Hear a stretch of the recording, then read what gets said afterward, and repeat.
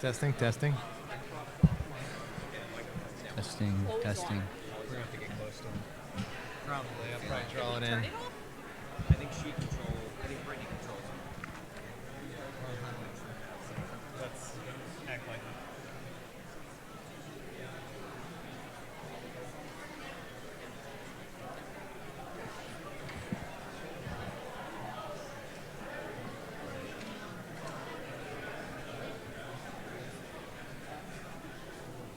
Will they take the bumps out?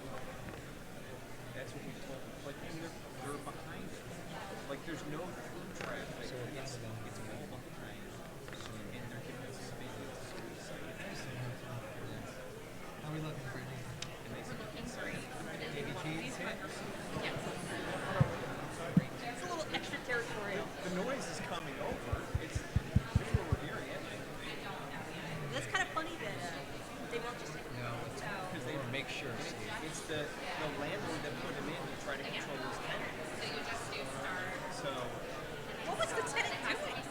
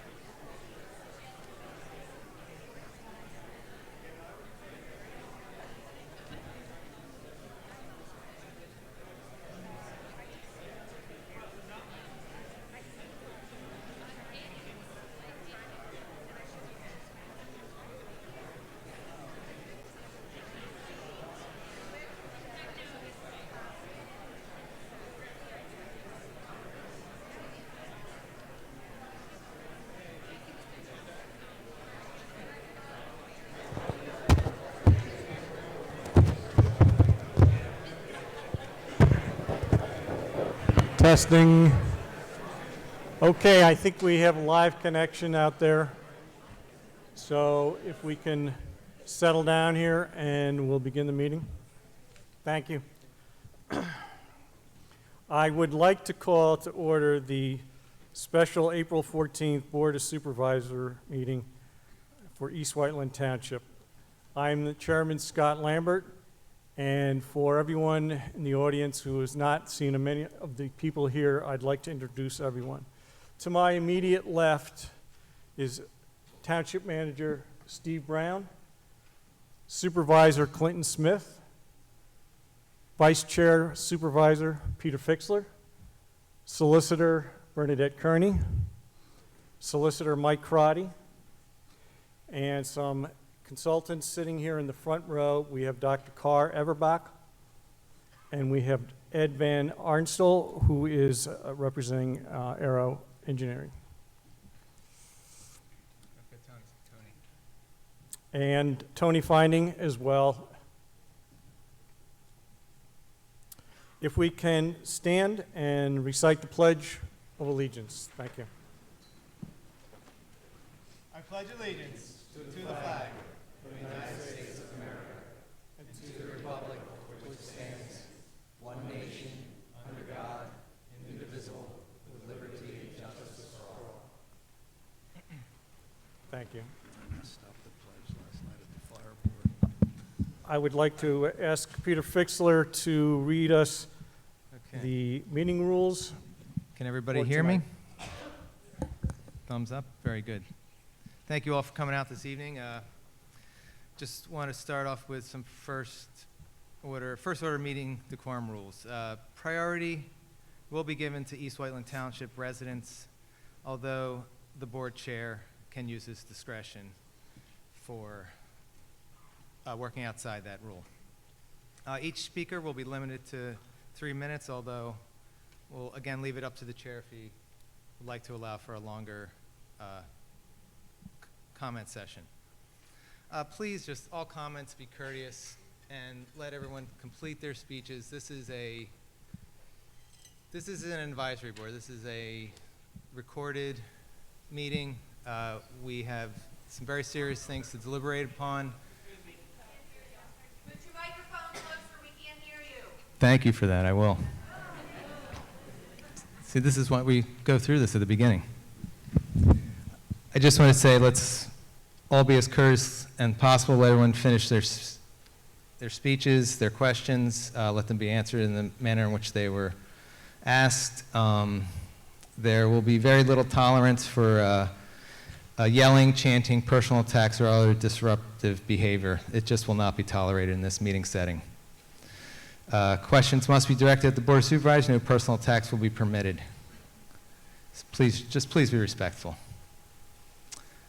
This meeting will go in an order of, where's my agenda there? Sorry about that. We're going to have some opening comments from the supervisors.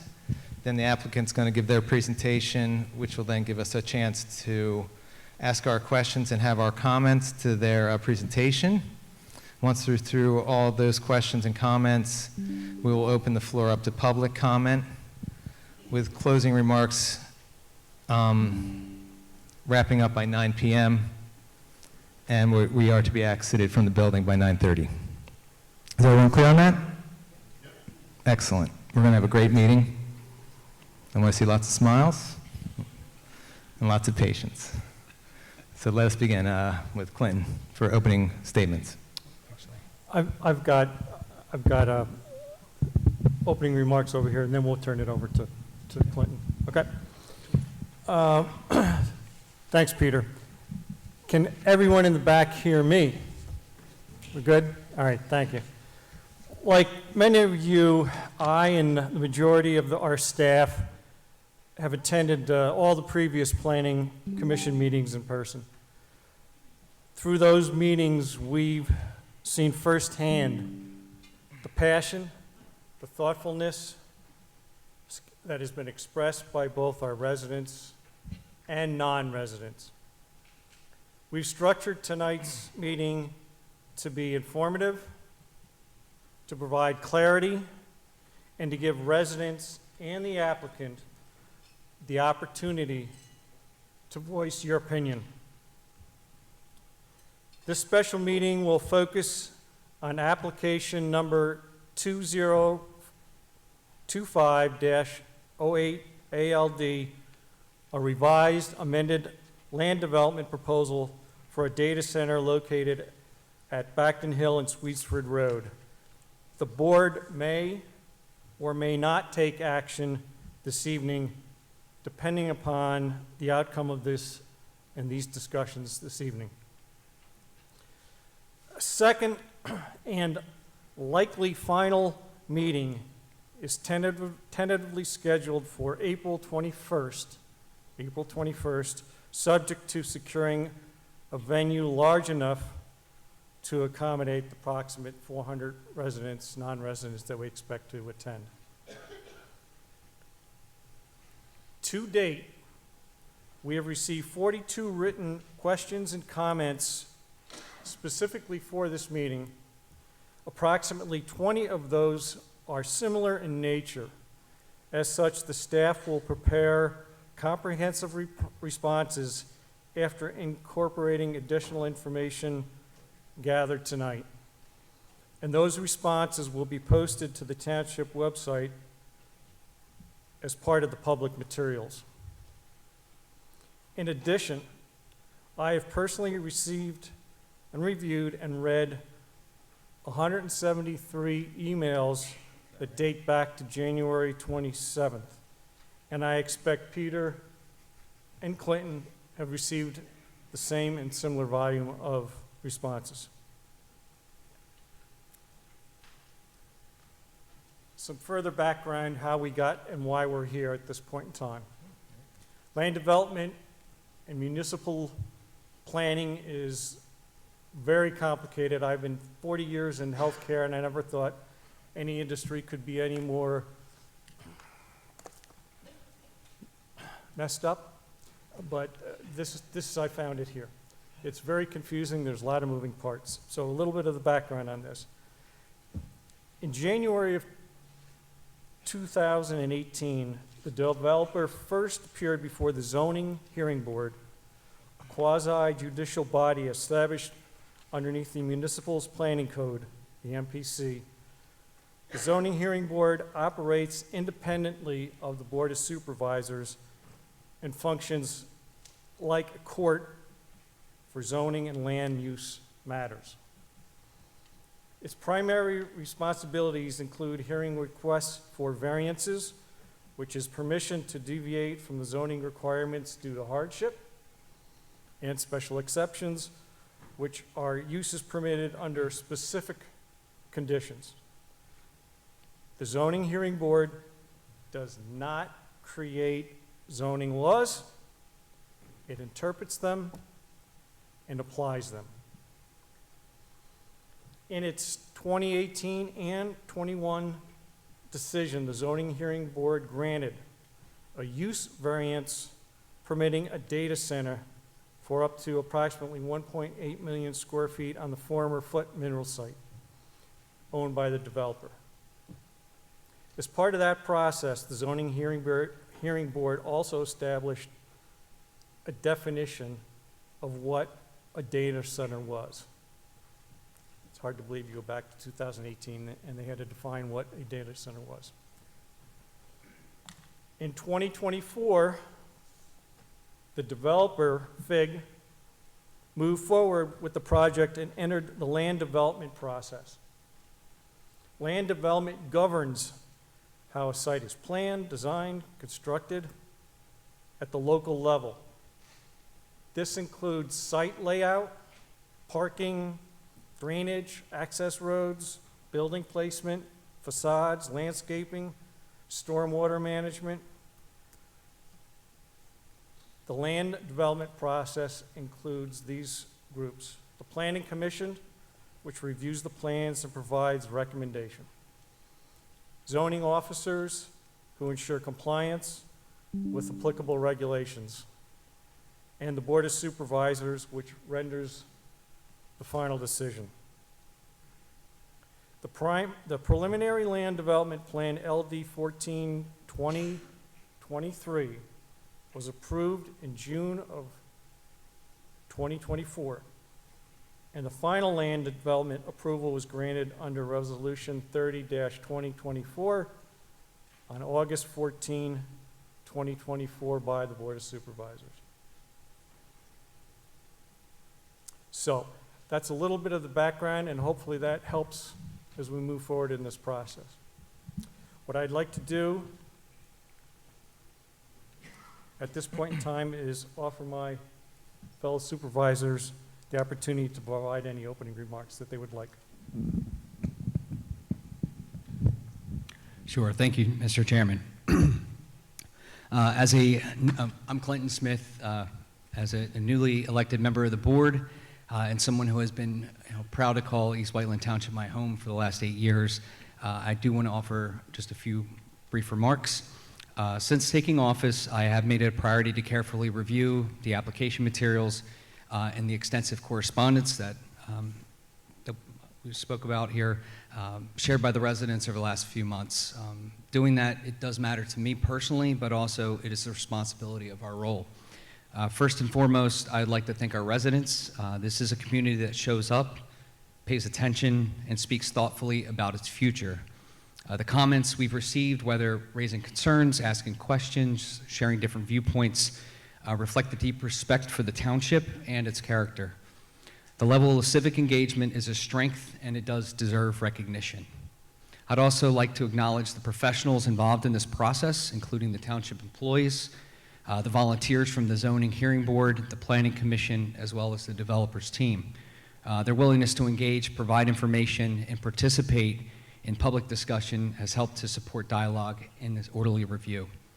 As a board, our responsibility is to apply the township's ordinance and laws of the Commonwealth and fairly and consistently. We have a duty to the residents and are responsible for the general governance, health, safety, and welfare of our community. I recognize that development discussions and decisions, particularly those significant in scale, can stir up strong feelings and difficult conversations. It is important that we as a township continue to be engaged and have tough, thoughtful conversations, as these conversations do not end with a vote, and neither does our responsibility to listen. As a resident and now a supervisor, I take that responsibility seriously. I want to just thank everyone for your time tonight and being here, and your engagement and your continued commitment to our township. And I look forward to the conversation tonight. And thank you, everyone. All right, thank you, Clinton. First of all, I want to thank all of you who have sent me emails with the concerns you each have for the data center to be built. Your concerns are my concerns. I want you all to know they are taken seriously. Before directly addressing your concerns, I wanted to rewind back to when this was presented, although Scott just did that, to us between 2021 and 2024. At that time, data centers were not such a hot-button issue, and the supervisors at the time knew only that the data center would most likely be used for cloud storage, which at the time, their demand was growing larger. The amount of public input or concern then was very small, other than noise concerns from Malvern Hunt from their proposed cooling systems. The township hired an expert acoustical engineer, Dr. Carr Everbach, a professor at Swarthmore College with a BA from Harvard and an MS and PhD from Yale, to address noise and ensure compliance with the township's ordinances. Our expert confirmed that the noise levels from the proposed chillers would not be audible to any residents outside the data center property line in a manner that would violate our ordinances. Also, we as a township have a strong noise ordinance that if there were to be a persistent noise violation, that our ordinance is strong enough that we could pursue a full range of enforcement action against the user and property owner. Also, in the planning, the township is in every step to ensure that the applicant complies with the noise ordinance. Nonetheless, your concerns are my concerns, and I had our solicitor schedule a site visit to 2 data centers, one in New Jersey and one in New York, on this past Friday, April 10th.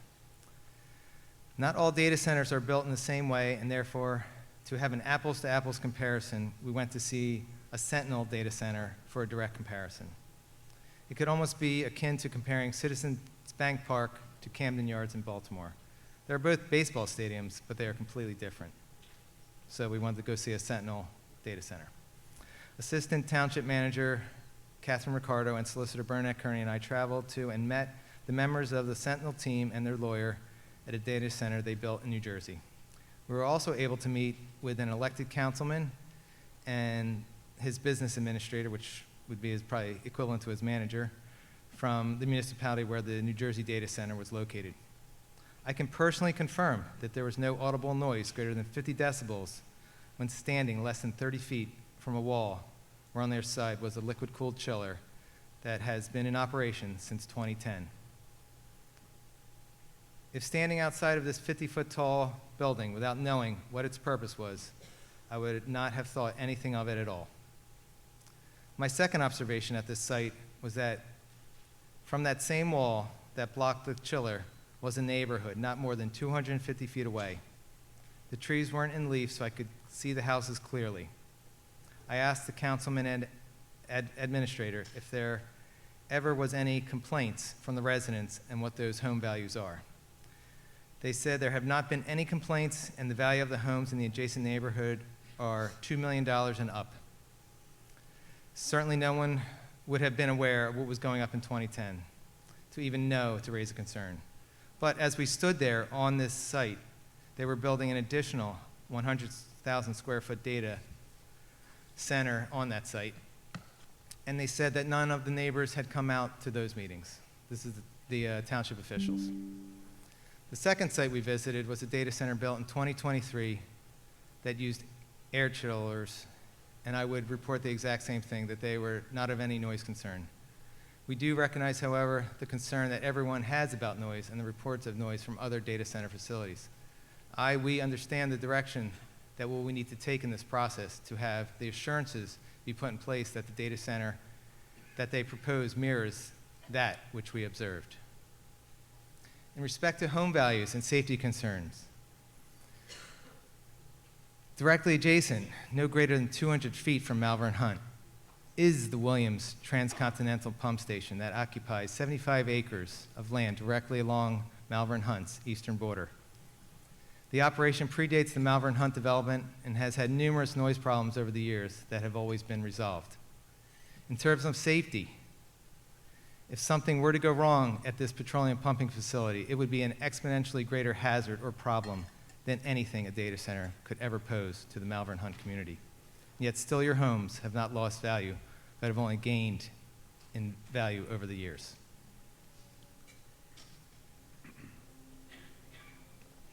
In respect to your concerns about this data center being run off of generators, both sites visited have not ever had to use their generators to maintain a certain capacity of energy flow to the data center, but only run their generators on a test schedule like any other business / hospital, etc. would have to do.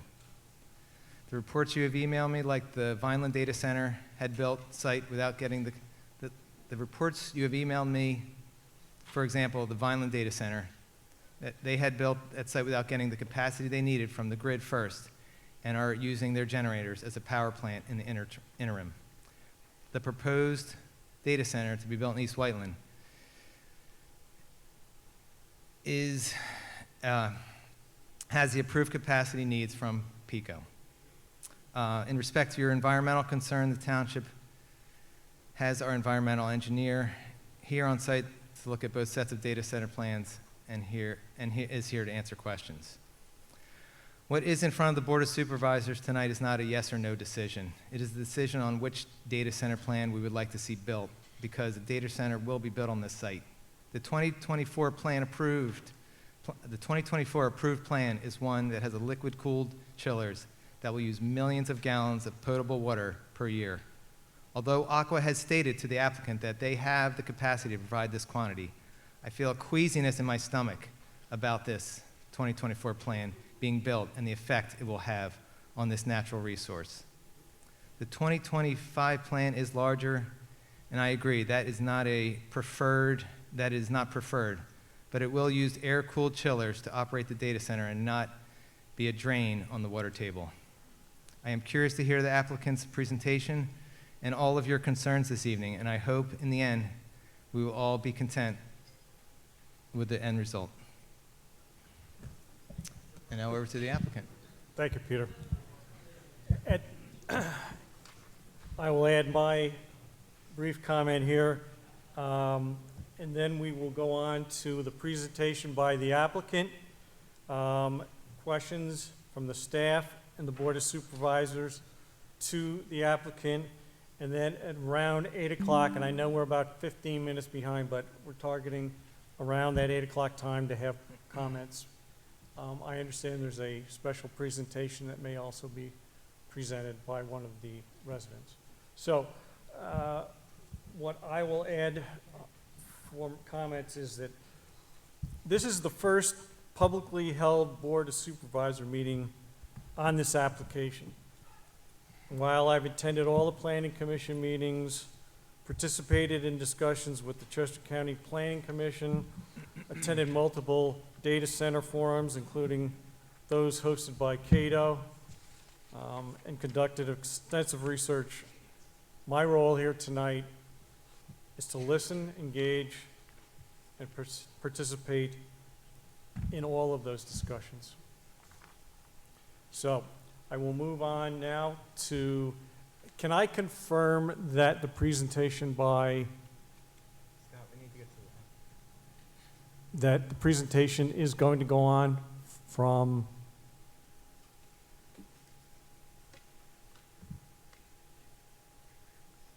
Mr. Snyder? Are we still on for that? Well, we were waiting approval. I understand it's not a hearing, but nevertheless, for the record, I'd like to enter my appearance. Okay, Just so you we'll, know, we'll I'd get, just like to tell you why. we'll get back to the technical aspects. I just wanted a simple question so we can move on. It needs to be done in advance. Huh? It needs to be done in advance of their, it needs to be done in advance of their.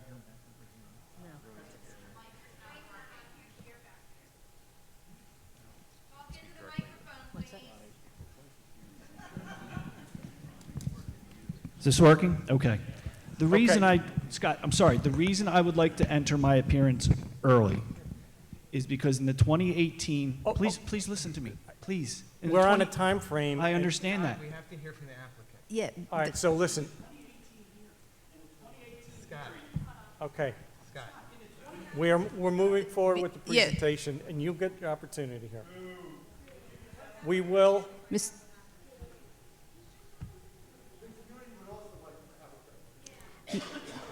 Mr. Chairman, the way the order of the agenda was going to go was the applicant was Applicant was gonna present. making their presentation. We have to be very clear about this. We Right. have to be out of here by 9:30. We were told by Penn State okay. that we can't have what happened at the Planning Commission. Gentlemen, if you start your presentation at this point in time, thank you.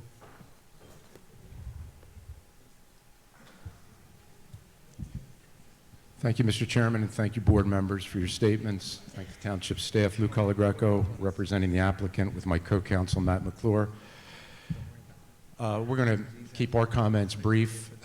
Much of what we're going to present tonight is repetitive for those of you who've come to the Planning Commission meetings, and I know that the board has probably seen some or all of our prior presentations, but we want to go through it again just to make sure this is a new audience, new board, and there may be some new members here that didn't hear our Planning Commission presentation. Josh Rubina of Sentinel Green Fig will do the presentation, and will be available to answer your questions as you have them after he is done. We also appreciate the fact that the township has done a good job. Brittany has done an excellent job, I think, in posting materials on the website, and to make sure that this is a totally transparent process, which it has been. We will be submitting electronic copies of all the reports that we've submitted to date, just so everybody has them. It might be repetitive of what the township has already put on site, but we want to make sure that everybody has everything they need to have, especially you, when you make your decisions. So we'll get that over tomorrow in a thumb drive, and I assume, Brittany, you can just lift it up to the website. Most of it's you already have on there. So with that said, without further ado, Josh.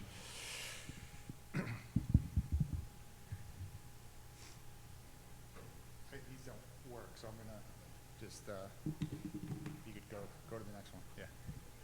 Can you, everyone hear me?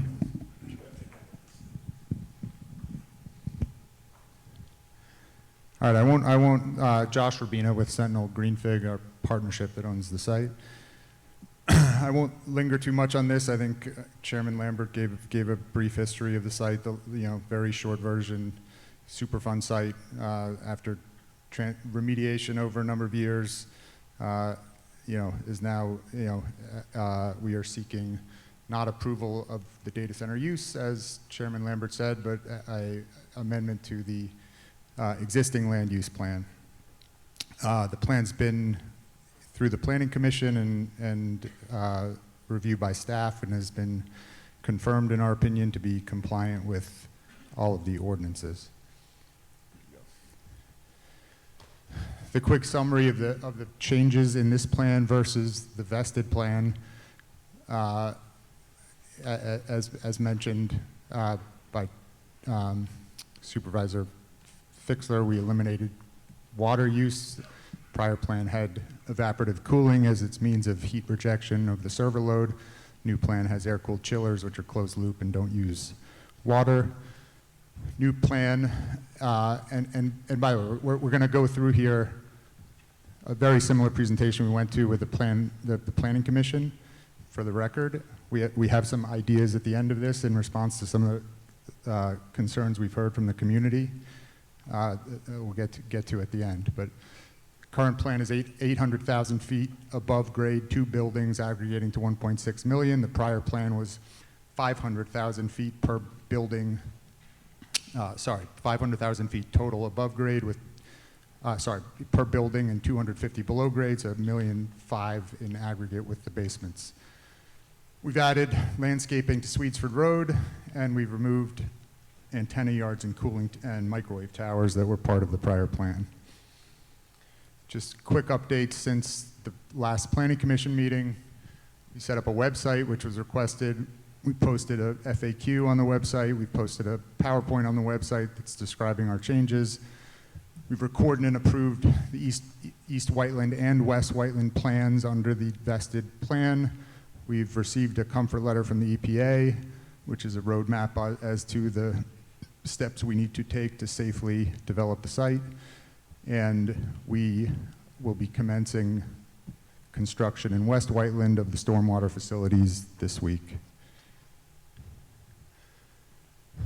In summary, again, not seeking approval of a data center, we're really seeking approval of a better data center, a more modernized, more sustainable, more aesthetically pleasing facility. It's been confirmed as compliant, and we are seeking affirmation that this plan solidifies this site as a better solution than the last one.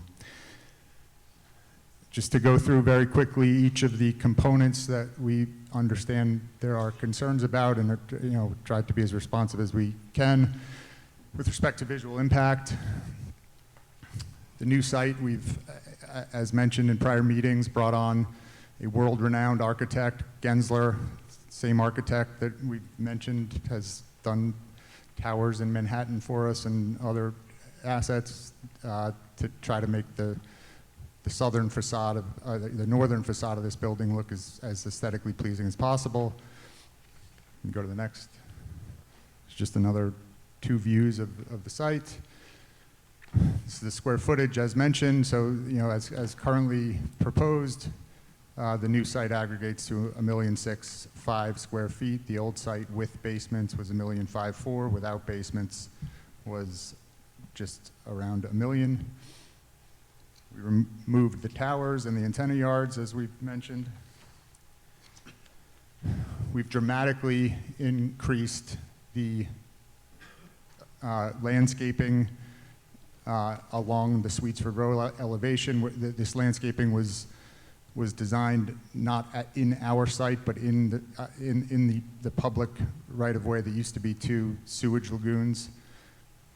We will be planting 442 trees in either case, but in our new plan, we will be investing heavily, almost 3 times as much, to make those trees bigger. So 6 feet goes to 12 to 14 feet. 1.5 inch diameter goes to 3.5 to 4.5 inch diameter. We've added 600 shrubs, and we planted a number of berms. The plan was originally designed by a group of students in collaboration with some students at Temple University, and we are planning to really invest heavily to make that look great. Next slide is just, again, we take enormous amounts of pride in what we build. We're not building low-end commodity product. We take enormous amounts of pride in how it looks. We take enormous amount of pride in being members, good members of the communities in which we build. Water usage, as we've discussed. 2 ways to cool a data center. Neither way is a new or an old technology. They are both good technologies. Water actually is a more efficient way to get rid of heat. We are not using water here to get rid of heat. We are using air to get rid of heat. That trade-off costs us dollars. It's more expensive to operate, but it means we're not using 3 million gallons a day of water to reject heat from the data center. It's a technology that's been around forever. It's technology that's used heavily throughout all the commercial buildings in this township, in this county, in the country. Just to put in context again, 3 million gallons is almost 200 swimming pools worth of water. Acoustics. Again, we have hired our own licensed acoustician who's modeled this 1,000 different ways. We've submitted those models to Professor Everbach, who's reviewed them. We made worst case assumptions in these models, meaning, the noise producing elements primarily are the chillers. The chillers we assumed were running at 100, with the building at 100% load on the hottest day of the year. And we assumed essentially that everything was impervious surface, no grass, no trees, no sound absorptive materials of any sort.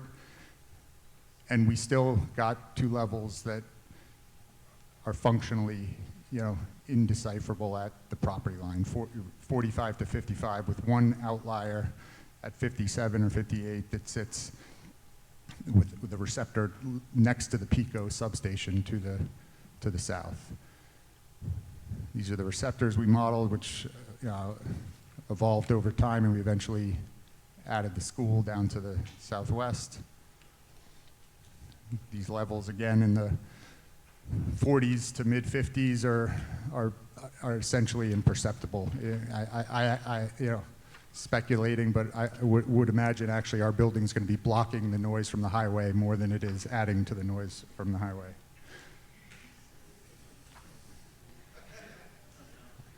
I stood out there today. Anyway, won't go there. Again, we can get into the weeds on these studies. We've been through them a few times. We ran for our own benefit a version of this that added in some of the vegetation and the grass and the trees, and it reduces all this by another 3 to 4 decibels. So the real world version of this, and by the way, data centers never run at 100% load. There's a real aversion to running beyond the red line and having things shut down. So the real world, this maxes at 75%. The real world, there's trees. And as has been stated tonight, like when you stand 6 feet away from these data centers, you do not hear anything. We've heard Vineland brought up numerous times in multiple meetings, et cetera. And I really want to draw a distinction here because it's extraordinarily important. Vineland is not just doing it temporarily. They have a permanent source of power that is essentially marine engines that are installed on site, natural gas powered, running around the clock.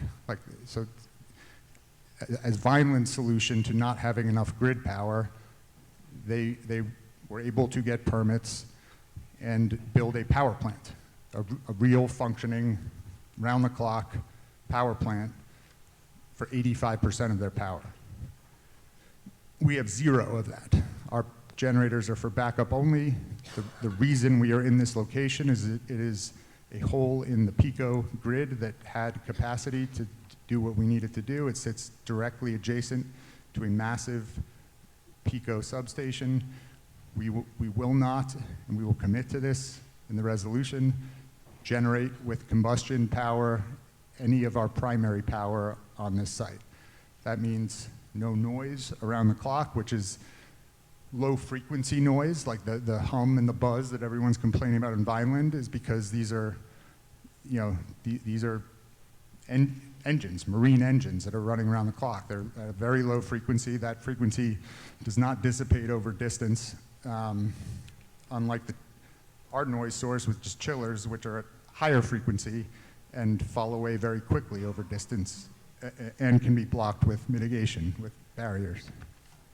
Same with emissions. No, constantly running generators, constantly running emissions. We have no constant emissions. Heat. This was a study that Planning Commission Laumer had asked us for. We ran the engineering on heat generation from the site, and the conclusion is essentially that there's no perceptible change, at the property line in any ambient temperature or heat conditions, even on the hottest day of the year.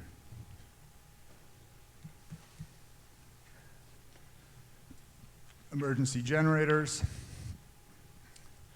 The reason we are here is because of this chart. Like this power has not gone down at this location. There are 4 230 kV transmission feeds that feed the PECO Plainbrook substation. It's one of the most networked and resilient substations in their network, and it has not been down other than for 7 hours in 2003.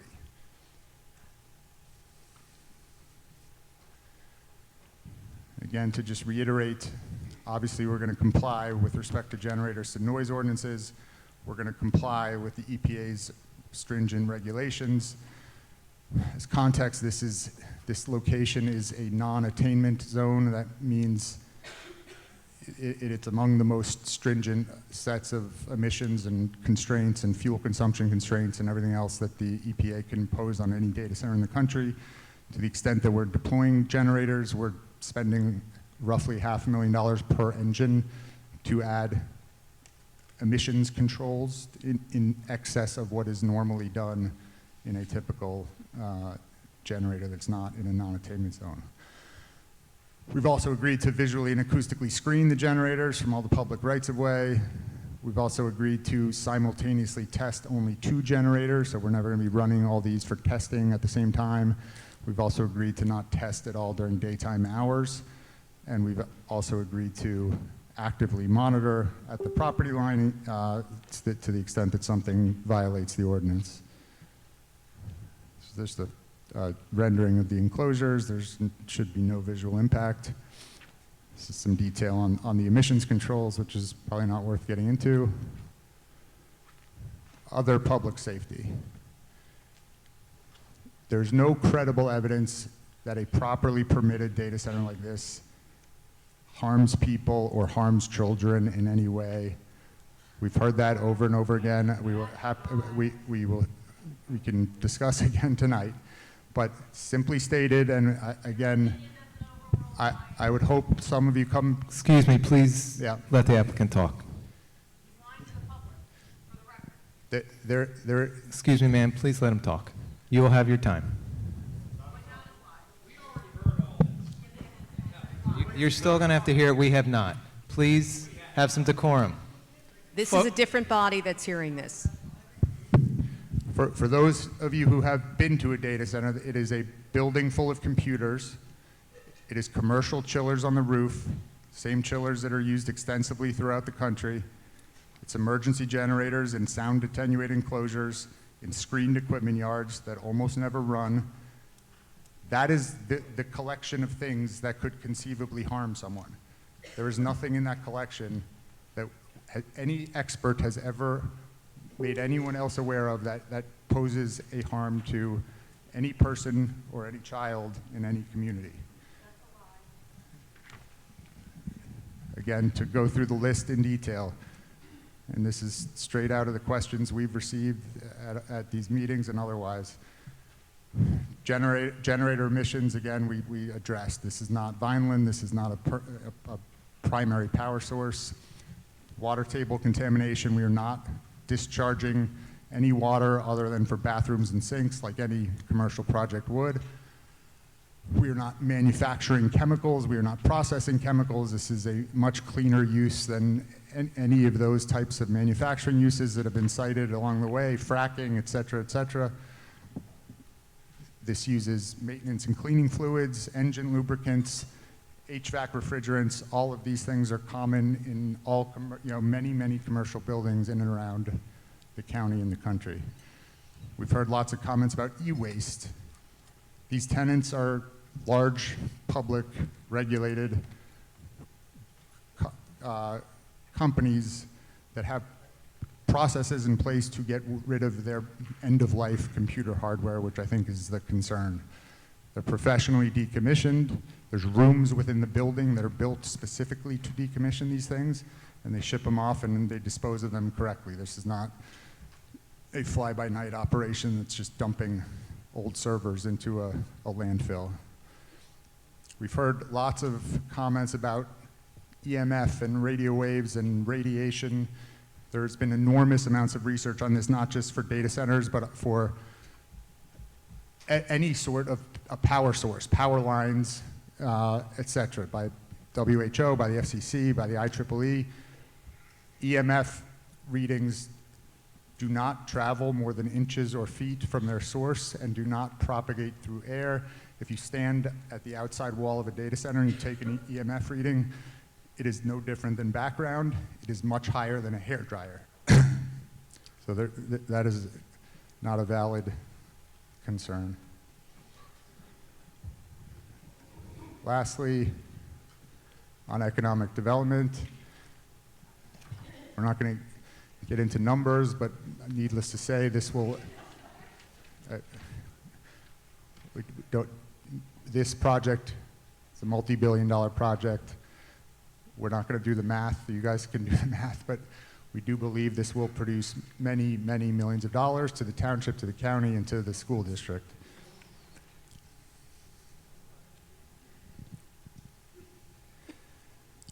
To summarize our commitments beyond the ordinance, all of which we are willing to commit to: air-cooled chillers, larger trees and berms, as we discussed, aesthetics consistent with the renderings, as we've discussed, removal of the antenna yards and the microwave towers, construction of sound walls and screens, real-time monitoring, limitation on generator run times and hours, and we added no on-site combustion engines as a primary source of power in lieu of utility.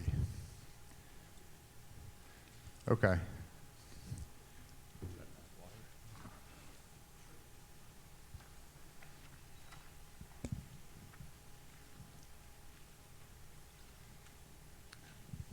So now to the fun part here. So we've listened to all the concerns. Obviously, we've sat through now three of these sessions, 3.5 if you count the one that was shut down. We've some of them we believe to be in good faith. If you could go back for a second. Good faith. The one that we hear over and over and over again, including the one that's featured on the flyer that was passed out tonight, as I just saw, is that the buildings are 60% bigger. While we don't believe they're 60% bigger, they are bigger, about 100,000 feet bigger if you include the basements, and about 15 feet taller. And that's factual, and it's a criticism that we deem to at least have been made in good faith. In response, and as a genuine effort to build goodwill here, we are prepared, provided certain milestones and conditions are achieved, which we'll discuss, to build a predominantly single-story version of the pending application. This smaller plan would total 887,000 square feet across 2 buildings. That compares to the $1,000,650 that is in our pending application. To put this in further perspective, the zoning allows us to build 1.86 million square feet. That's the project that Charlie got zoned, spent 10 years doing. That's the project that we paid for. We are building less than half of that. Our own pending application of 1.65 million square feet is 86% larger than this proposal. The current approved and vested plan, including basements, at 1.54 million square feet is 74% larger than this proposal. And even the currently approved plan, excluding basements, at 1.03 million square feet is 16% larger than this proposal. These buildings, these smaller buildings, would be between 15 and 25 feet shorter than all of the plans just referenced. This is not a token adjustment. This is not building 1 million square feet that we are allowed to build. This is a dramatically smaller project. This is a project that could not conceivably have a lower impact, we believe, to this community. That said, our ability to concede to the smaller project depends on one thing: certainty. Our commitments have timelines. If this approval process is delayed, or if further appeals are filed, or if the current appeal is not withdrawn, we will simply have no choice but to continue building the current plan. This is... Please let him talk. Please let him talk. we've been accused of bluffing. This is not bluffing, as we keep hearing. Please let him talk. This is enough. I'm a bully who just right. cut our plan in half. All right, folks. All right, folks, let him talk, please. This is not us bluffing. The approved plan is less desirable for us and for our customers. It is less elegant and less efficient of a design, but it's functional, it's profitable, it's vested, and it gives us certainty. We've posted bonds, we've mobilized earthwork, and we're commencing work on the portions of the site that are common to both plans, with the hope of being able to build the new plan. If we determine in May that we can't build the better plan, we have no choice but to simply keep building the vested plan. So, we are asking, again, we know there are those in the room tonight that will not hear this, and there are those that have open minds, but we'd ask you to recognize what's being offered here. This is not lip service. This is not a lip service concession. It is a complete re-engineering of the project to accommodate what we believe to be the primary concern. It is literally the concern that is on the flyer that was passed around tonight. We are also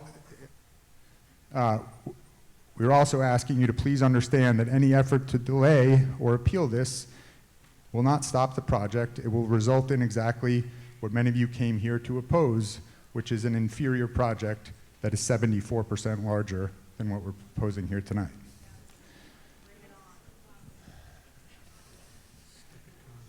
To give a sense of what we're offering here, this is a scaled rendition of the reduced proposal versus the pending application. This is 90% of the area of the building, goes from 60 feet tall to 35 feet tall. You can go to the next one. This is the front elevation facing north. This goes from a 60-foot tall, two-story administrative office building at the front of the structure to a 45-foot tall, two-story office building at the front of the structure. This just gives a sense for how these elevations tie back to the rendering.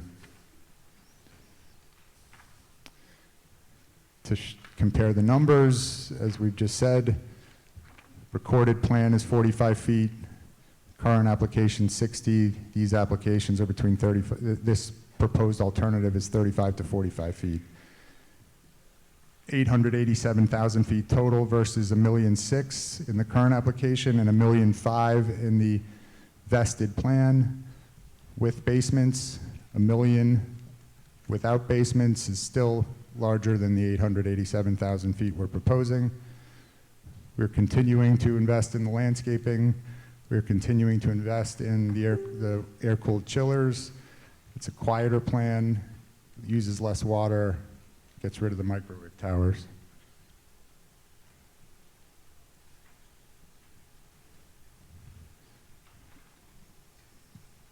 We can skip this. This is, I stated already. In conclusion, again, our initially proposed plan, even more so the smaller version, we believe represents, for an industrial, fully disturbed, ex-Superfund site, hard to conceive of another use that results in less impact to this community. No traffic, no noise, no burden on schools, no water sewer demands, material, no industrial manufacturing hazards, warehouse truck traffic, low lot coverage, major landscaping initiative, and a huge rateable. We'll do everything we can, as I hope this is an indication of, to continue to earn your respect as a good neighbor, and we appreciate the consideration.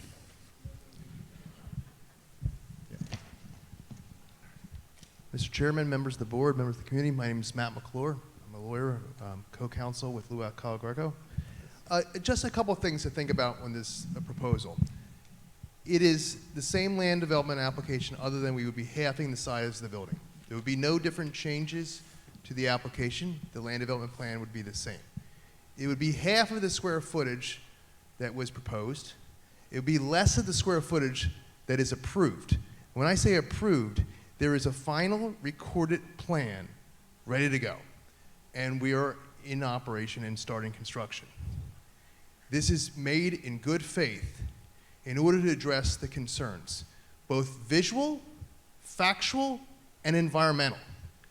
There was a lot of concerns about water usage that the vice chairman brought up regarding the amount of water usage that an open loop system uses. This would be a closed loop system, which means less of an impact on the water, on Aqua and the community. We believe it's a better choice. We believe it's a way that achieves both our business ends and the community's good stewardship as a good steward of the environment. That is the proposal, and we bring in it in good faith. With that being said, like any business, we will protect our rights. And we were saying we would like to work in good faith, and we believe that we have great partners in this township and great partners in this community. But we have to work together, and this is our attempt to do so.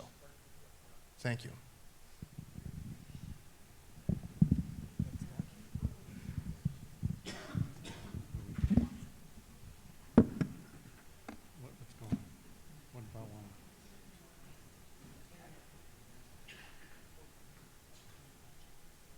Everything okay? Everything okay, Wanda? Okay, so at this point in time, we're going to pose some questions. As Clinton, would you like to start, or Peter, would you like to start? I know I've got a number of questions, but no particular order. Yes. Yep. Just one question regarding the commission, or the energy production. You stated there wouldn't be any new energy production outside of combustion production outside of the diesel generators. Is there any other type of energy creation outside of just combustion engines, or anything that you would in the future? I'm just looking at, you're not, there isn't something else out there that you're going to look to do in the future that's not being contemplated in the current plan. Again, the reason we're in this location is because we can get the power we need from PECO, and that's the most efficient, way to consume power.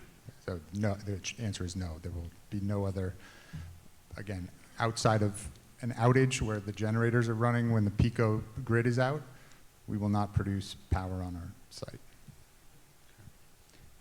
One other question, regards to, technology, and as we all know, we see technology changing on a daily basis.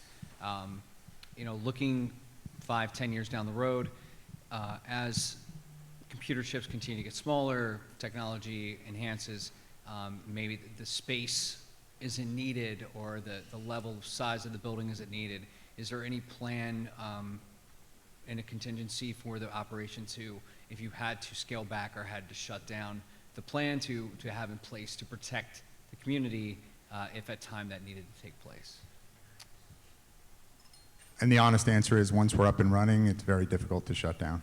Like we have commitments to our customers and the contractual commitments.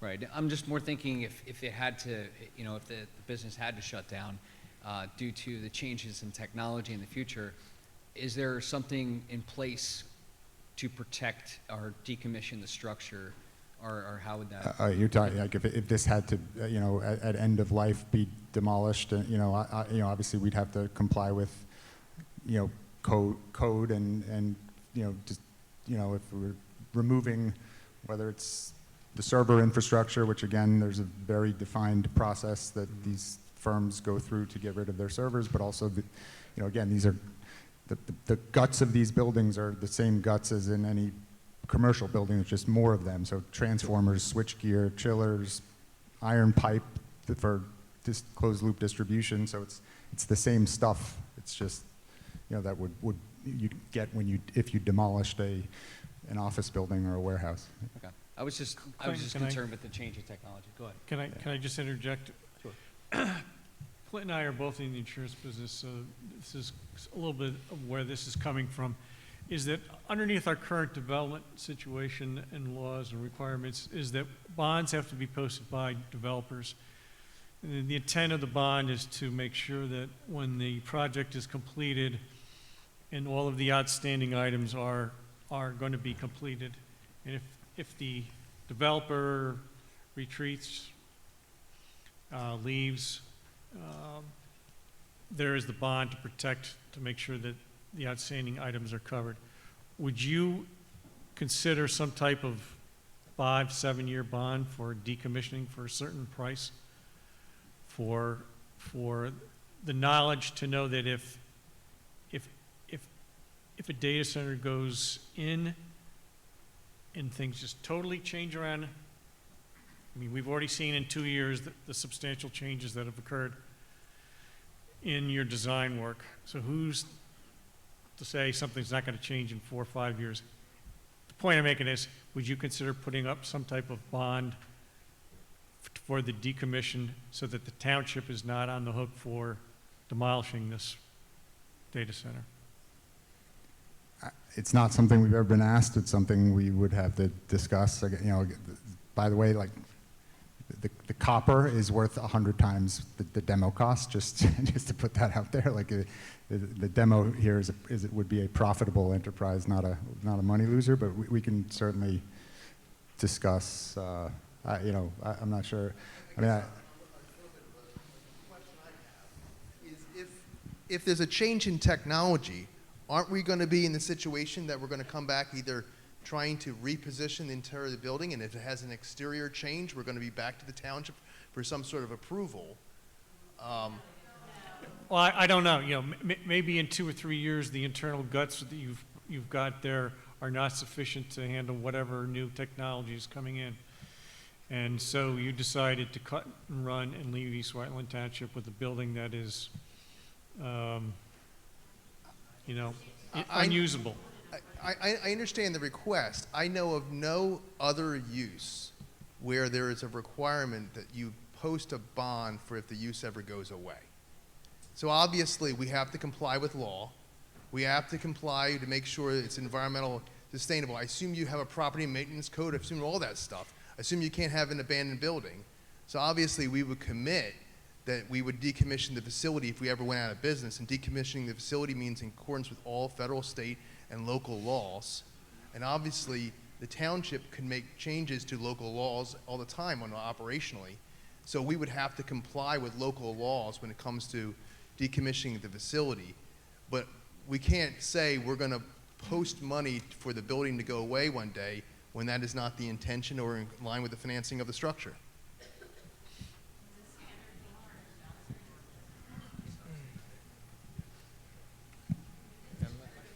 Yeah.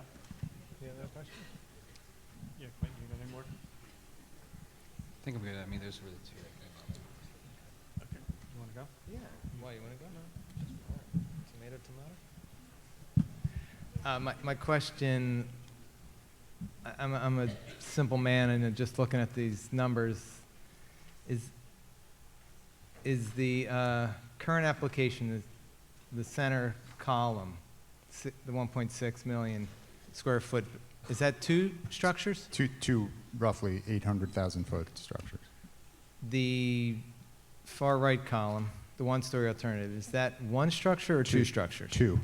So Two 400 and 400,000. change, yeah, Okay.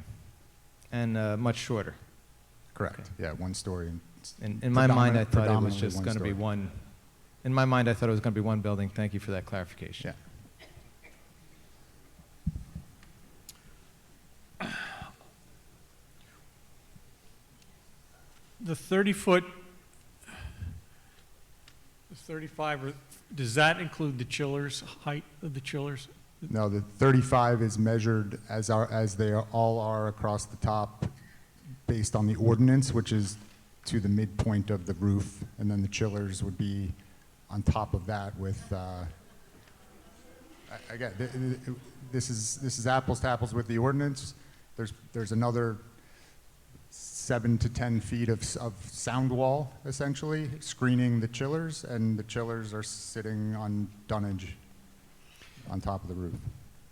So I can compare apples to apples. The current application of 60 feet, does that include the chillers? That was also to the midpoint of the roof structure. Okay, so 60 is actually more, is higher. Yeah. Okay. And the 45 recorded plan use would be an additional, in theory, 12 or 13.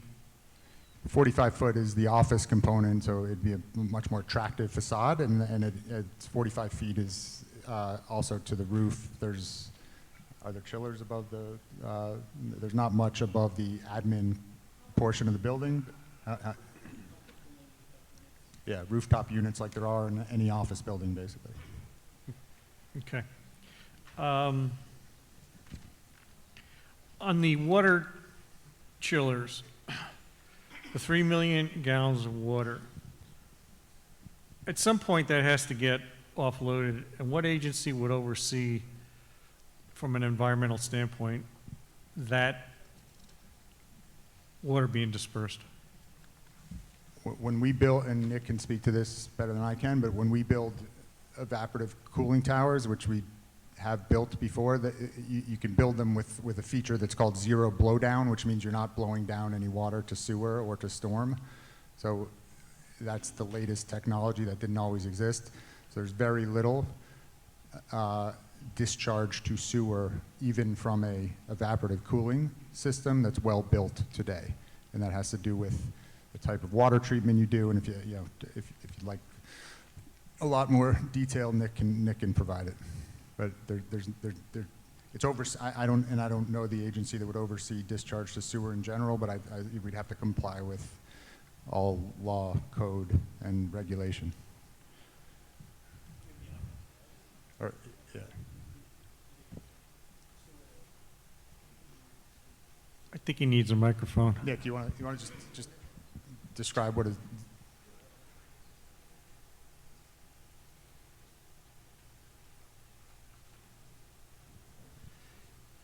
Jack Robbins from JMR Engineering. The sewer authority would we'd have to obtain a certain number of EDUs to be able to discharge anything additional than what we're planning to right now with the normal restrooms. As you probably are aware, this site has over 500 EDUs from the previous retirement community. We're using 8. So there's a capacity with this site, which is why the sewer was built to begin with, down the trail. Nick Maserati, Sentinel. I think the question is, where do the 3 million gallons a day go, right? The majority of it is evaporated into the atmosphere.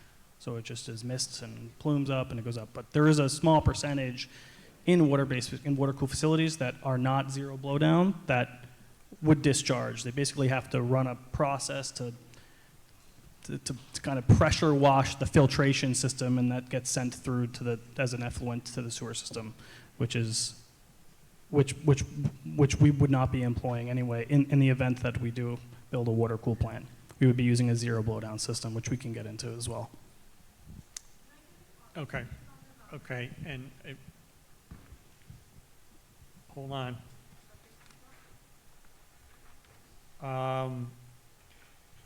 I know, Peter, you kind of alluded, but I just wanted to ask this to get a clarification again.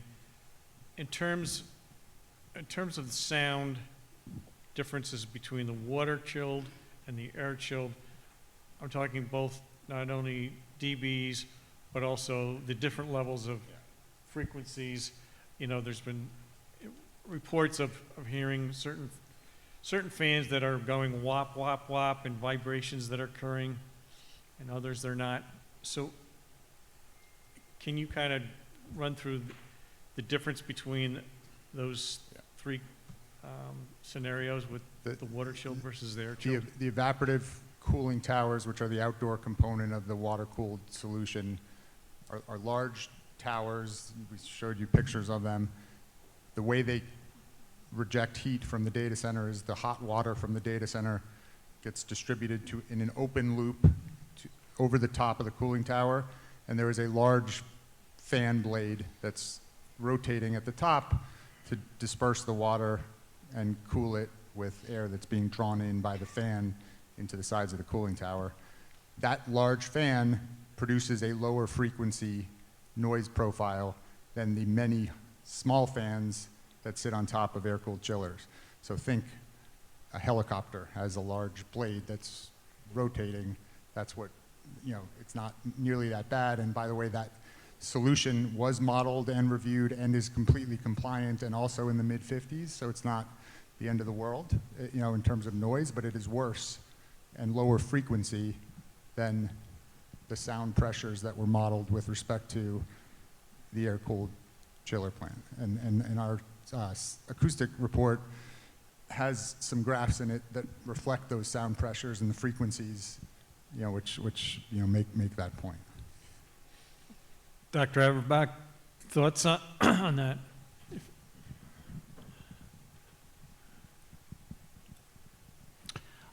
He's right. Two things about the water-cooled chillers. First of all, they are low frequencies, slow blade passing. They originally contemplated, I think, 10 per side or something like that. Those blades are spinning and going around, but they're not all synchronized with each other. So sometimes you get one spinning slightly faster than the one next to it, and you get beating, which is a wah, wah, wah, wah, wah, wah, wah, wah, wah, wah, wah, wah, wah, wah, wah, wah, wah, wah effect on all the water-cooled chillers on both sides. So the first thing is you have the low frequencies, which he's right, they're harder to block. Noise barriers aren't as effective, and they propagate farther. The reason for that is that the moisture in the air absorbs high frequencies, but not low frequencies. So you do not want low frequencies. And by the way, you can tell this because the sound of 202 is mostly the low frequency truck noise, especially trucks that are braking. The low pitches are what you hear. You don't so much hear the tire noise, the buzzing of the tires. You can, but mostly it's the low frequencies that propagate. So that's the water-cooled chillers. The air-cooled chillers have the disadvantage that they're on the roof and not on the ground. However, you've got lots of little fans that are going fast, and so it's kind of like a hum, like a beehive or something, higher frequency, but also not beating in the same way, because you've got lots more of them. And it's kind of like a choral effect. It's literally called the choral effect, when a bunch of people are singing together and they're not exactly on pitch, but it kind of blends into a blob. That's kind of what you're going to hear from this. The other really important point that you didn't mention, and I'll just conclude with this, is that the water-cooled chillers are loud all the time, and they don't have any effect whether they're doing a lot of cooling or little cooling, because those fans just turn all the time. The air-cooled chillers that they're proposing for the roof will be louder when it's hot and humid, or a higher load, but during times when it's not so hot and humid, they'll be quieter. So they've modeled not only the, the 100%, and then their claim is that mostly they're going to be running at 75% of capacity, but even that is going to kind of yo-yo up and down depending upon conditions, inside and outside. And what that means is that most of the time, they'll be even much quieter than optimistic because they're not, at maximum. So I think they have estimated, the worst case situation. I think even that is compliant in my view. But I think the residents who are really worried that this is going to ruin their lives will find that when this is built, it will not ruin their lives. Thank you, Dr. Everbach. I have a quick question for you, just so I understand you. You said a lot there, but I think what you're saying is that the air chillers are a quieter option than the constantly running. So there are two issues. Evaporative. There are two water issues. What does quieter mean? There's loud and soft, but there's also high and low, right? And I'm talking now about high versus low frequencies, which is different from quieter. You can have a loud low note or a soft loud note, low note, or a loud high note or a soft high note. What I'm saying is even if they're the same loudness, the low frequencies are going to be more of a problem for the neighbors. So that would be that's the water-cooled, big, slow-moving fan chillers. Gotcha. If I were a resident, I would not want these water-cooled chillers near me because the sound will penetrate. It also goes through walls more easily. That's the other thing. It's not just the sound you measure outside, it's how much gets into your house. The low frequencies tend to penetrate through buildings more easily. So avoid the low frequencies, in my view. That potential's there with the water towers. Thank you. And but just to be clear, you've signed off on their initial 2024 proposal would not cause any. Oh, could I say something about that? Why I did that? Because well, I'm trying to find that out. Please let him speak. No. The reason is that your noise ordinances have no information about high frequencies versus low frequencies. It is completely absent. I was hired by you guys to assess a plan and say whether it's compliant. And I'm not responsible for your noise ordinances. That's your thing. And so my job...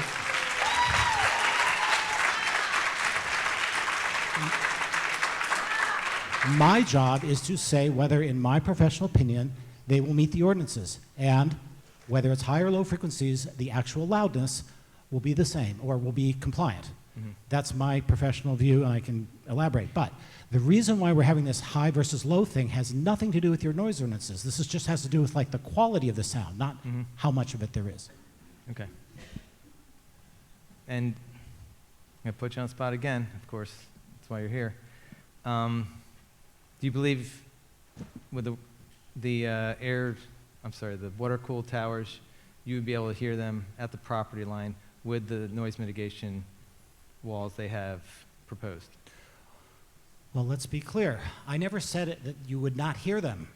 That's a comment you made in your remarks, and my eyebrows went up, because I never said they'd be inaudible. I just said they would be near the background or at the background level, which is changing all the time, right? Everyone knows you stand outside, it can be louder or softer depending upon traffic or airplane flyovers or wind or insects or a lot of different things. We're in a metropolis. It's a very busy area. I never said it would be inaudible, and I don't think either one would be inaudible. The question is, does it meet the ordinances, and will it be intrusive, which is a different question. I think that in the lulls, you will probably hear either one. But I think with the water-cooled chillers, with the low frequencies, they will be more intrusive. You will hear them more often. Lulls, when it's really loud outside, you probably won't hear either one, honestly. But that's not what we're debating here or discussing. We're trying to trade off against two alternatives: the air-cooled chillers on the roof, the water-cooled chillers on the ground. And I will tell you that my strong recommendation is that the air-cooled chillers will be better for East Whiteland Township residents than the water-cooled chillers. Thank you, Dr. Everbach. Thank you. I think I've got two other questions, and we're kind of right on schedule at this point in time. We've got one of the things that was mentioned many times back in the early 23, 24 meetings that were held was concern about generators from the standpoint of the sound from those generators. the original 2024 plan sort of mitigates all of that because it's in the basement. Now we're in a situation where it's outside of the basement. What I've learned in a number of meetings that I've attended, that due to environmental issue and changes, yes, up until now, the use of generators coming on has been very limited too because of many different factors, but those factors are unfortunately changing. We've got environmental issues, we've got capacity issues. So the likelihood that the generators that are now situated on the outside of the building could potentially become online perhaps a little bit more. The grids are calling data centers when there's an issue and asking them to go offline to save capacity for them. So that was one of the things that I always thought and heard the residents about, the fact that those generators were in the basement. But is there any way that these generators can be placed in something like a basement so that there's mitigation of sound from them? Yeah, in the current plan, they're in a basement. In the new plan, we're not building basements, and we're just cut the plan in half and don't have room to put the generators inside. I will say though, just because the generators were in the basement in the old plan, and we built many generators indoors, that does not necessarily mean they're less noisy, because the generators have to have huge amounts of air intake, which is louvered, and huge amounts of exhaust, which is typically done through an areaway through the top of the building.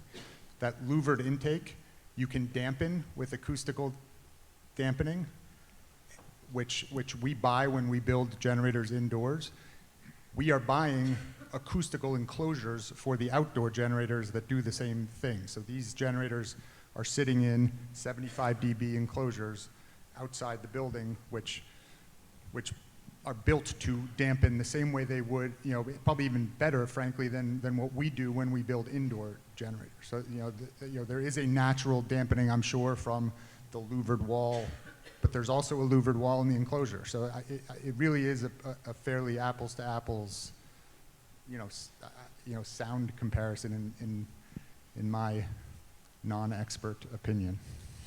Okay, and I've got one more question, is that, can you tell us the data center users or usage going forward in terms of, I know you probably can't identify the specific company that might be using it, but what type of usage might be, or what is proposed over here in East Whiteland?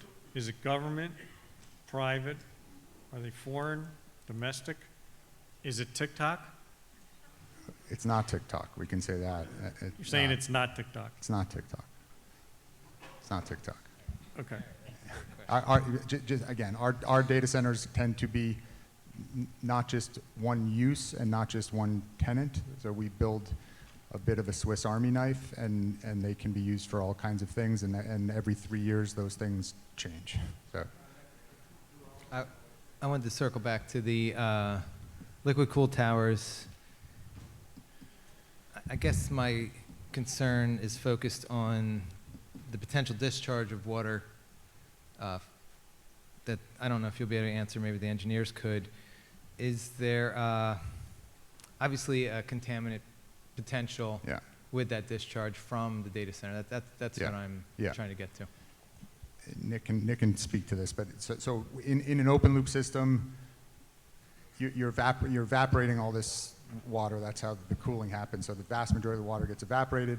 There is water treatment that happens in any cooling tower. Again, the cooling tower is all over the place. You've got to make sure there aren't,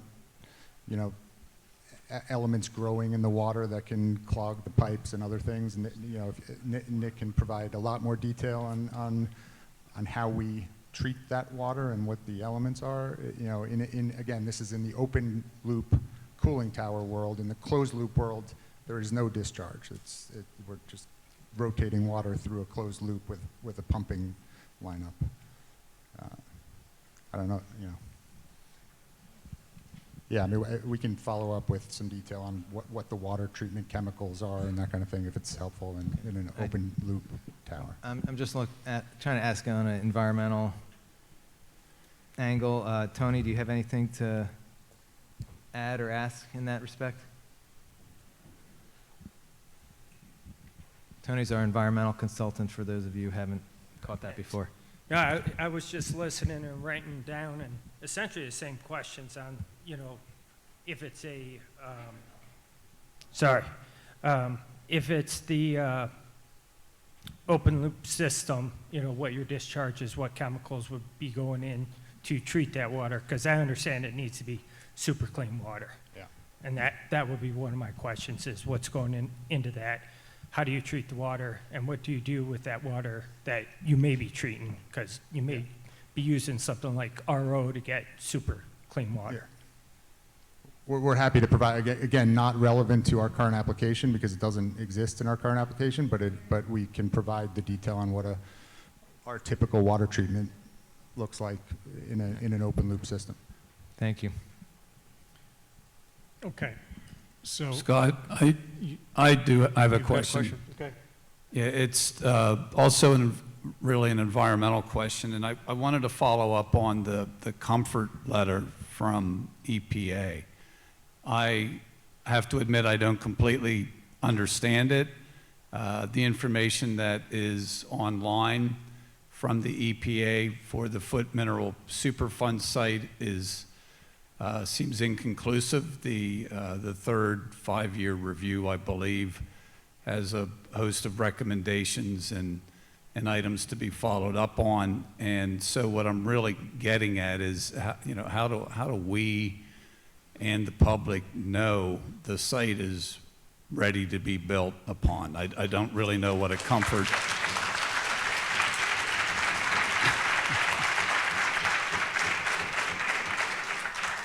I don't know what a comfort letter means. That's a good question. My name is Jennifer Fields, Zachary Environmental. I used to work at DEP. I used to work at EPA. So the comfort letter is basically a tool that EPA uses to explain the rules of engagement for anyone who wants to lease a Superfund site or buy a Superfund site. Basically, they say, we got your interest in the site. Here's some things you should know about the site, whether it's been cleaned up, whether there's any institutional controls, like a deed restriction on the property because of the way they cleaned it up or the levels to which they cleaned it up. They also go into some detail about how you can protect yourself as a prospective purchaser of the property and not cause any additional environmental issues, right? So if they've put for example, on this site, there are wells, and those wells get monitored. So one of the things they've asked is, can you put protections around the wells so that if you have equipment driving around, you're not gonna knock them over? So that's one of the types of things that they might indicate in a letter. In this letter, they're saying things like, we want you to have a soil management plan. So as you go and dig your footers and your building components, we really want you to have a plan in place just in case. If you start digging and you see something that looks like oil contamination or a drum, something that's out of place environmentally, that soil management plan becomes sort of your guidance book. You've already thought about what to do, what tools you're going to use, who you're going to call, how you're going to manage that situation.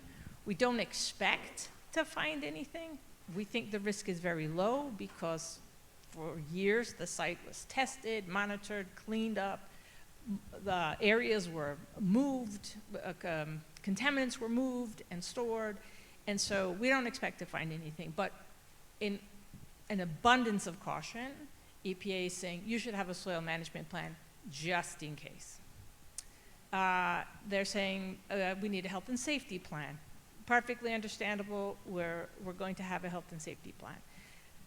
They are indicating that because they still want to do some additional monitoring for VOCs, that it's in our best interest to put vapor intrusion system in the building, which we've agreed to do out of the gate, because it's certainly a lot easier to put it in at the beginning than to try to retrofit down the road, should it ever become necessary. So the comfort letter just tells you the status of the site and whatever EPA encourages you to consider to keep your liability limited so that you're not causing more contamination on the site or moving contamination irresponsibly on the site, if you find it, if it exists. Does that help?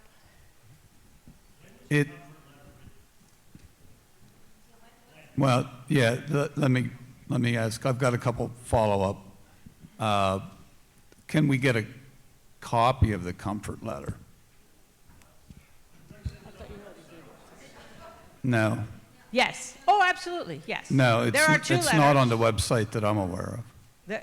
There are two letters. We'll certainly give it to you. One, because the parcels are separate. There's the landfill parcel. It has its own comfort letter. And then there's the parcel where the buildings are going to be constructed. That's a separate comfort letter. We can certainly give them to you.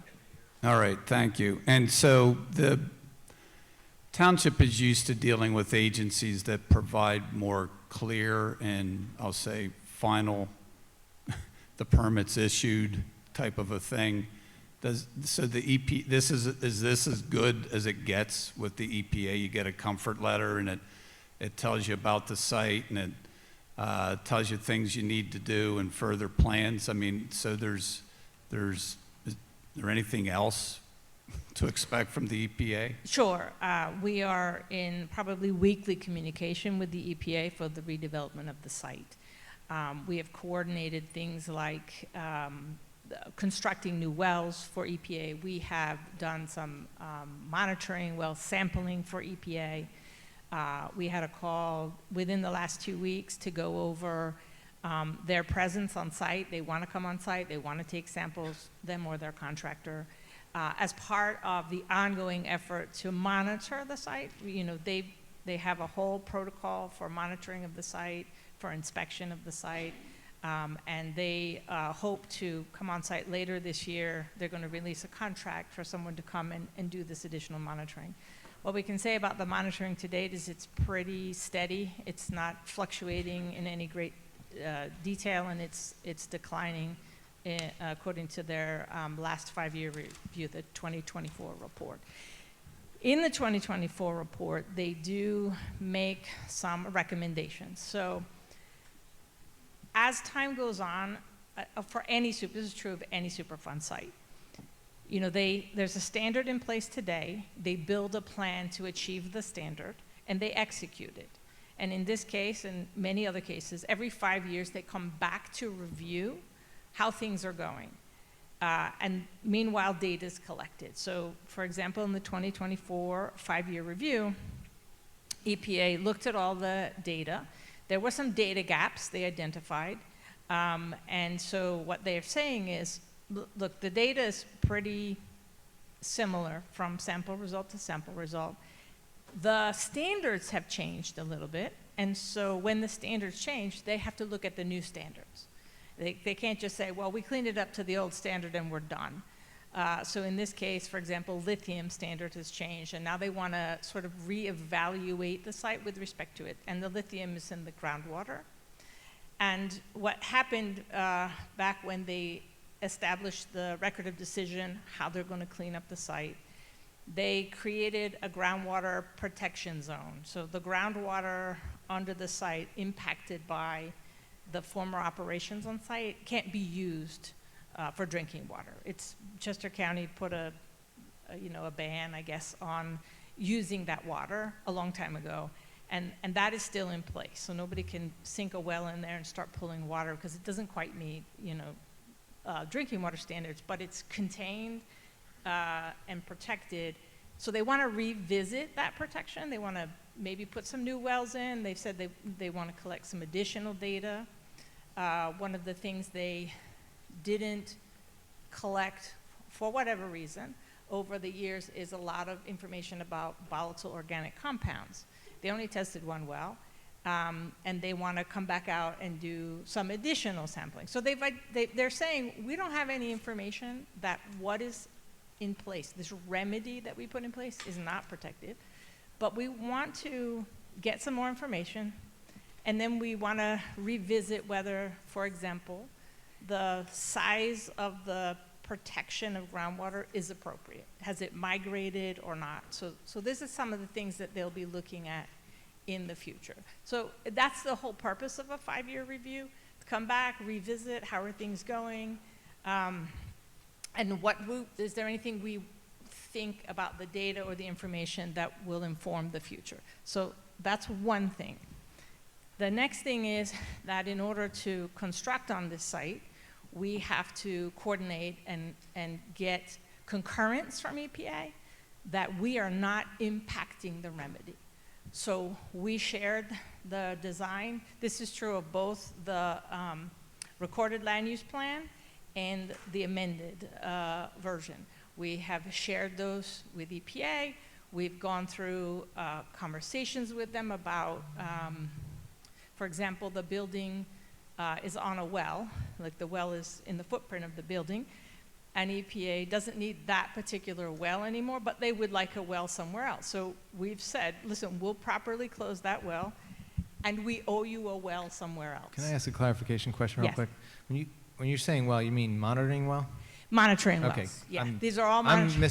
Sorry. I'm afraid some people are maybe misinterpreting that too. No, drinking there are well. a lot of monitoring wells. And like I said, you know, EPA looked at the history of data and said, yeah, this well isn't telling us anything necessarily important, but we definitely want to relocate some wells, and so we've committed to them, number one, to sample the wells, number two, to close the wells that are in the building footprint, and number three, to relocate wells wherever they deem that they would be helpful for this next phase of monitoring. So there's a couple things going on, and I'm going to tell you those conversations are ongoing, pretty much at this point weekly, but you know, it comes and goes. You know, we want to share a bunch of stuff with you, and then we wait for a response, and then it's back and forth. Yeah, thank you. Obviously, that's a lot of information, and I know this is a sensitive issue, you know, for everyone in the room, and I know it's very time sensitive for the applicant, because I understand the applicant does intend to move forward with their approved plan. What I'm going to ask is, I would like you, with permission from the applicant, to coordinate, communicate directly with Tony and Integral, our consultants, just so we can completely understand everything you've said, and I'm sure he'll have better questions than me. Sure. And Steve, I would assume that at this point in time, that the 2024 plan has in fact conditions that have to be met, and one of them would be certainly getting a clean bill of health from the EPA. Am I correct with that? The 2024 resolution does indicate that all outside agency, including the EPA, have to be met before construction. Okay.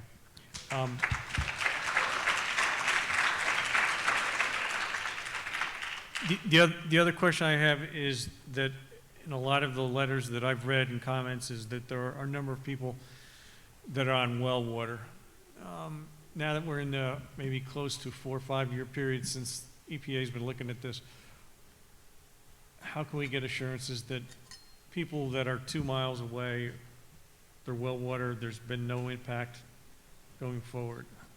So that's the intent of EPA's recommendations in the 5-year report. They are going to make sure that the boundary around the plume is still the same. Okay. And if it has migrated, then they're going to move the boundary. And then one of the things they did originally, there was a contaminated drinking water well, and they brought public water to that home and decommissioned the well. So you don't want anybody tapping in to a contaminated plume, and you don't want the plume to migrate to somebody's well. So they will do that research. They've already started looking at,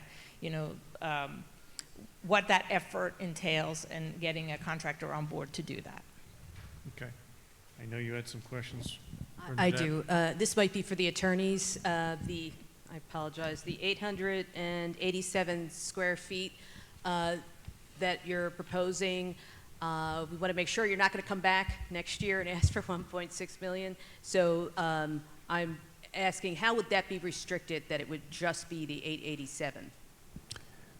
Well, that would be, I mean, you heard the conditions that are attendant to that representation. If all those conditions are met and there's no legal process or no appeals, I assume that you'll carefully word that in whatever approval resolution that you, if you're so inclined to do that, that you would do that. We have no intention to come back. If this deal goes down the way it's been proposed tonight, if the one-story building, not everybody likes it, but it's certainly better than the alternative, we think. But if that goes forward, we will not be coming back to expand the 90,000 square foot building. Okay, so as part of the resolution, it would probably be a deed restriction of some sort of declaration that it would be limited to that 887. Again, if the other conditions that we set forth for advancing that plan are agreed to or are met. But obviously, if they're not, then we'll be back with the 1.5 or the 1.6 or maybe the 1.7 plan, a 1.7 plan. So that's the issue. Quick, on the plan comparison, I just want to make sure, it does say the 150 microwave tower is the yes, no, no. What about the rest of the antenna yard? When you look at, on page 11, you have 2 microwave towers, and I think, my eyesight says, I think 5 antennas or 7? I don't believe there's an antenna yard with the current plan. I'm sorry? No antenna yard. None? None. Okay, yeah, it just wasn't on the plan comparison. Mhm. Then I think I just had one other question. For the generators are diesel, correct? There's no extra storage of diesel elsewhere on the site or anything like that? You're not? No, the generators sit on belly tanks, they're called, that store the diesel for those generators. Sorry, so it's just the belly tanks, no other extra storage of diesel or any? There are, is that correct? Yes, that's correct. Okay, those are my quick questions. Thank you. And another question that came up, underneath this new revised plan, smaller plan that you talked about tonight, would anything be put on Lot 3? Is that the cap, any lot 3 is the structures at cap all? lot? No solar panels, no smokestacks, no whatever? No. That's the capped property? That's the capped lot. Nothing would be on it? That's correct. Okay. Thank you. And just a few follow-ups. Can you clarify, is there going to be disposal of any materials on site, be it water, electronics, or any of the other materials associated with the operation of the data center? No on-site dumping, if that's the question of waste or trash or construction materials. No. Water, again, we're discharging normal sinks and toilets into the sewer, but no, the building will not discharge any water onto the site. But the water there would not be associated with cooling of the internal equipment? Correct. And then, God bless you.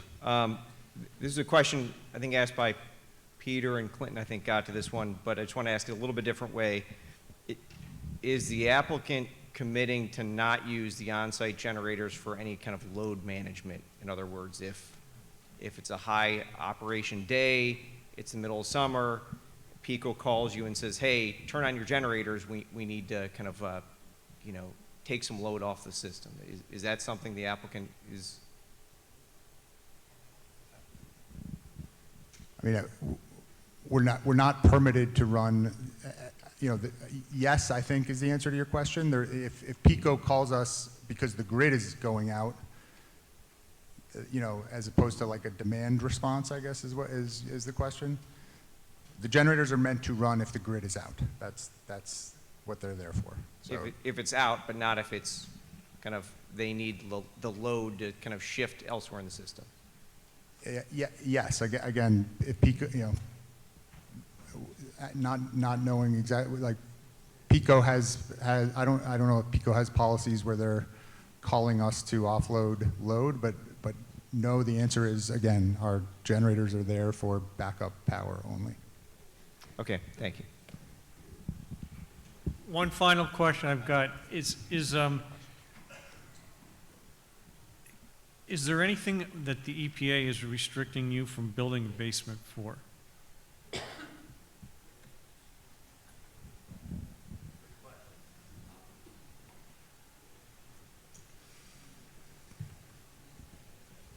Sorry, the recorded land use plan with the basement was approved for construction by EPA. So they did not, they approved it, and we presented them with the current plan, and they've approved that as well. They did not have any, they didn't come back to us and say, we don't want you to put a basement in for any reason at all.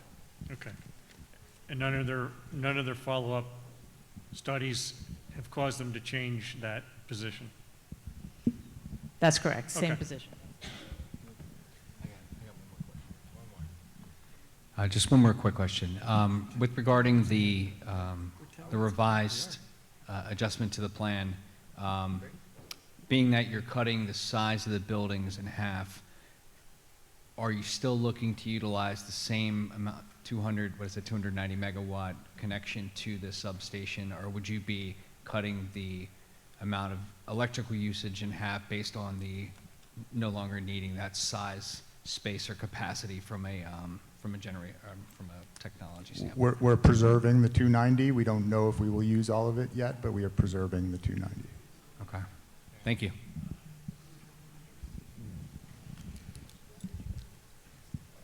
Steve, any other thoughts?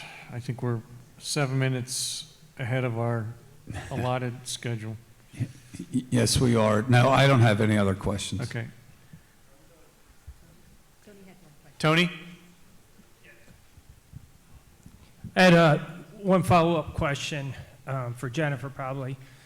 I saw that the site was referred to as a ex-Superfund site, and you're talking about the comfort letter from the EPA. According to the EPA, what is the current status of the site?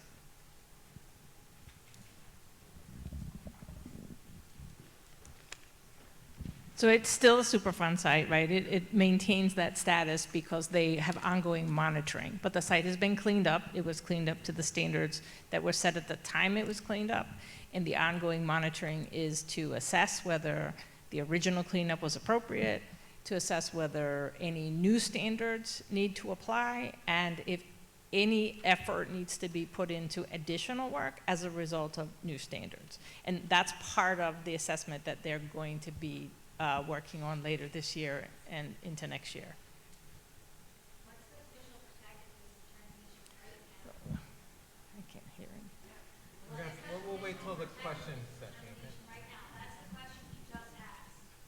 What's the official status of protecting this determination of the EPA site right now? That's actually in the 2024 report. It says, and I won't quote it because I'll have to dig it out. It basically says they have determined that the remedy, the site is, they have no new information that would lead them to believe that that site is not protective. That's what I'm just summarizing from what the report says.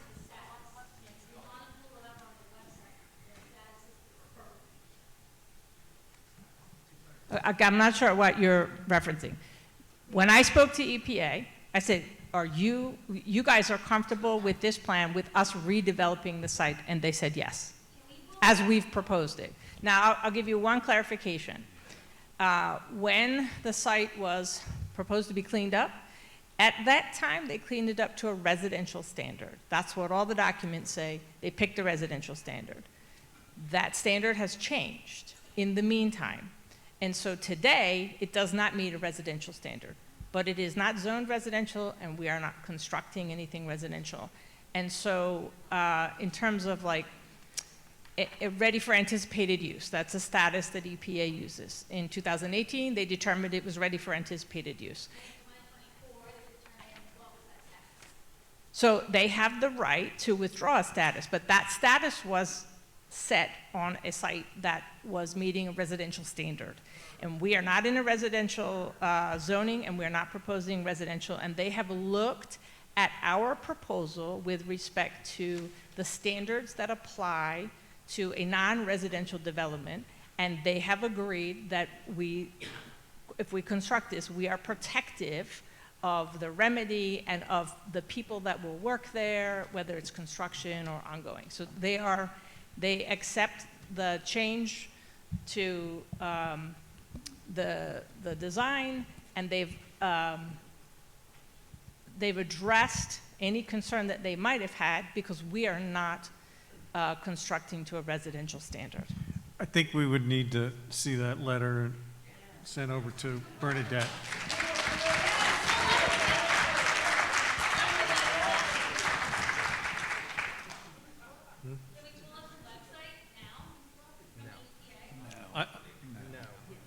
Say no, Scott.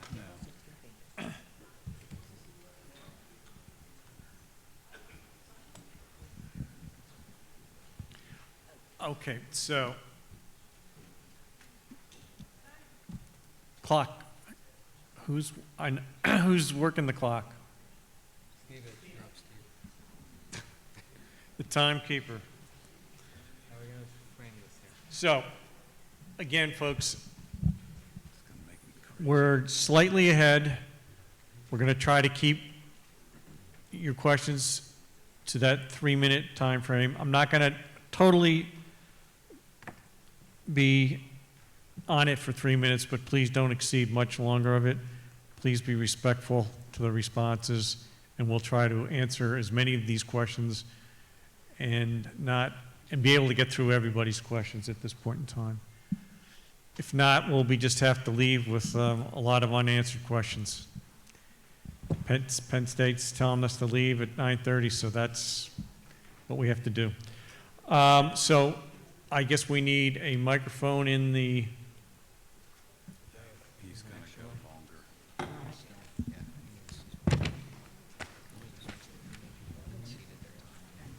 know, but it's just going to cut through people's time, so. You deal with it. I'm not dealing with it.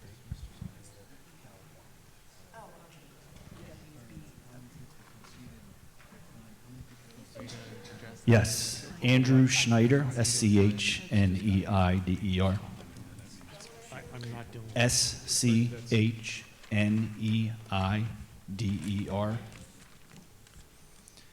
I apologize for stepping out of turn beforehand, but under the Municipal Planning's Code, I have to establish standing. And I understand you're not treating this like a hearing. The problem with that is, at the 2018 hearing, one of our solicitors, and I'm going to make comments about solicitors, but it has nothing to do with Ms. Kearney or Mr. Crotty. I've worked with Ms. Kearney for the last month, and she's been nothing but professional. But the problem is that 2018 hearing, and you're going to see this transcript, but our solicitor said, well, nobody's here to object, and nobody showed up, so they could do whatever they want. And then in 2021, you're going to see the transcript, and in 2021, somebody showed up, asked questions, and a different solicitor, without any conversation, instantly determined him to be a commentator, even though he lived in Malvern Hunt. So it's critical that we establish who we are. I have filed a land use appeal in this case. I have a vested interest. That's the reason I interrupted, and I'm sorry for that, but it was necessary. So I have a copy of my entry of appearance. It states the reasons why. I have a copy for Mr. Calagreco, and I have a copy for the record. I also have an exhibit list. I have a copy for Mr. Calagreco. I have a copy for all of you. Following up on the end, before we start, I have a group of people who are more than welcome, or more than willing to donate their time to me. I put together a PowerPoint presentation. But I think we're going to have to allow others who are not ceding their time to you to ask questions, come up, and make their comments. Well, what we could do is put up my PowerPoint and have people read it, or we could just be fluid with it. They could stand right next to me and read it for me.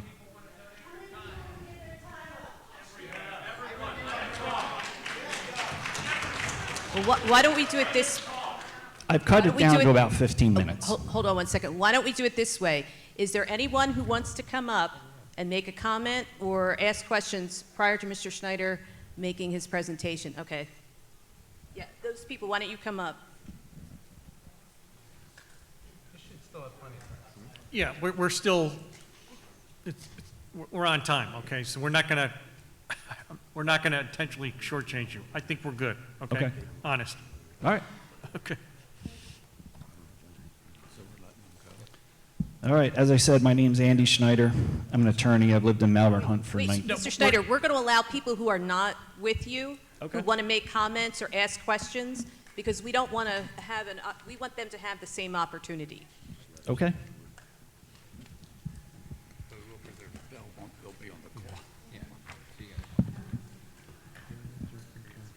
Now I don't have to reference you.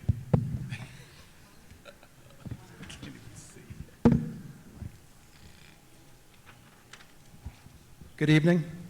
For the record, my name is Richard Wall. Nice to see you again. Good evening to the board and members. I know most of you are, I'm sorry, Richard Wall, W-A-L-L. And before I begin, by way of setting my background, I'm a resident of Malvern Hunt. I live next door to Peter Fixler. I'm an attorney, a former prosecutor in Philadelphia, former attorney for the Office of the Inspector General. I'm a professor at Villanova of numerous courses. I'm also a professor here at Penn State. This is my place of work, and it's a privilege to be here. Green Fig is required to submit it. Oh, can I begin my time? I just want to do my introduction. It is started. I started it when you started speaking. I was trying to do my introduction. Could I have a restart, please?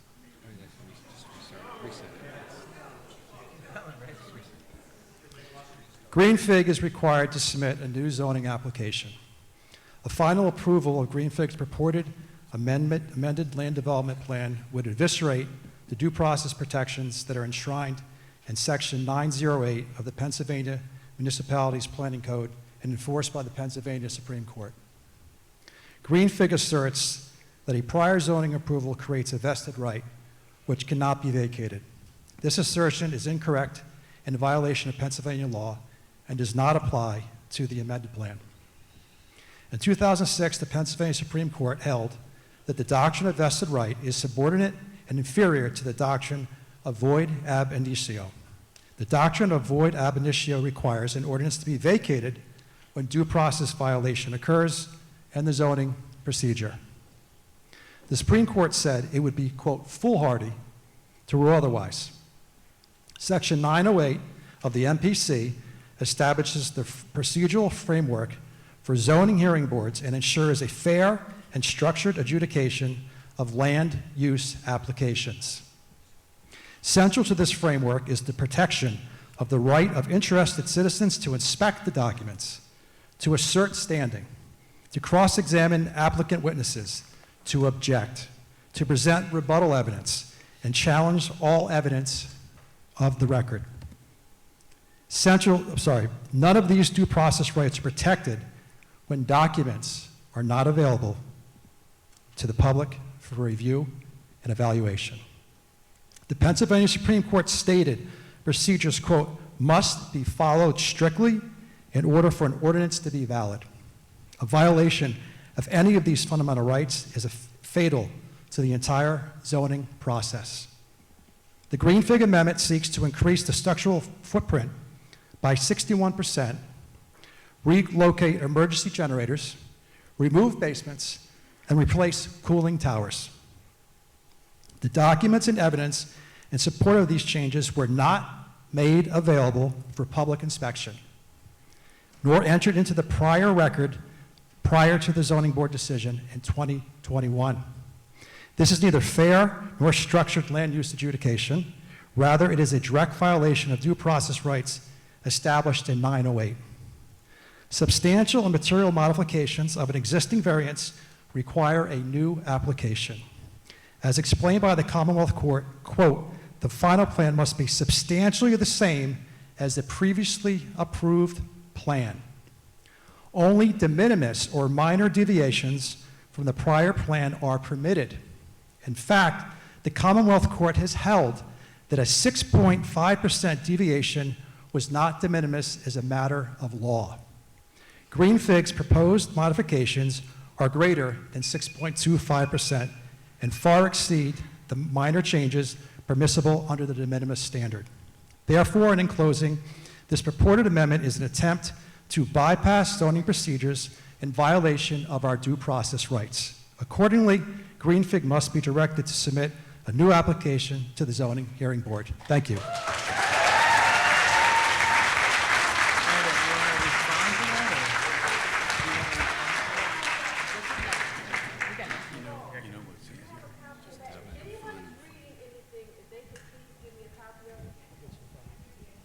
Just to repeat what Wanda, the court reporter, is saying, if you have a statement, it makes it much easier for her to do the transcription if you provide her the statement, or you can provide it to Brittany Carasella, who's, I'm sorry? You can email it to Brittany, and her information is on the township website. Thank you. Can I get my name for the record before you start the public comment, please? It's a long one. Maybe. We are doing East Whiteland residents first. Can you interject here, please? Ginny Marcel Kurzek, Ginny. Ginny, I'm sorry to stop you here, but we're giving preference to East Whiteland It residents said first. at the discretion of the chair. Scott, can I go ahead and speak, please? If that's okay with everyone. I think your residents say it's okay, Scott. I know. Supervisors, please go ahead. Thank you, Scott. Well, the residents think it's okay. Ginny Marcel Kurzlake, Ginny Marcille-Kerslake,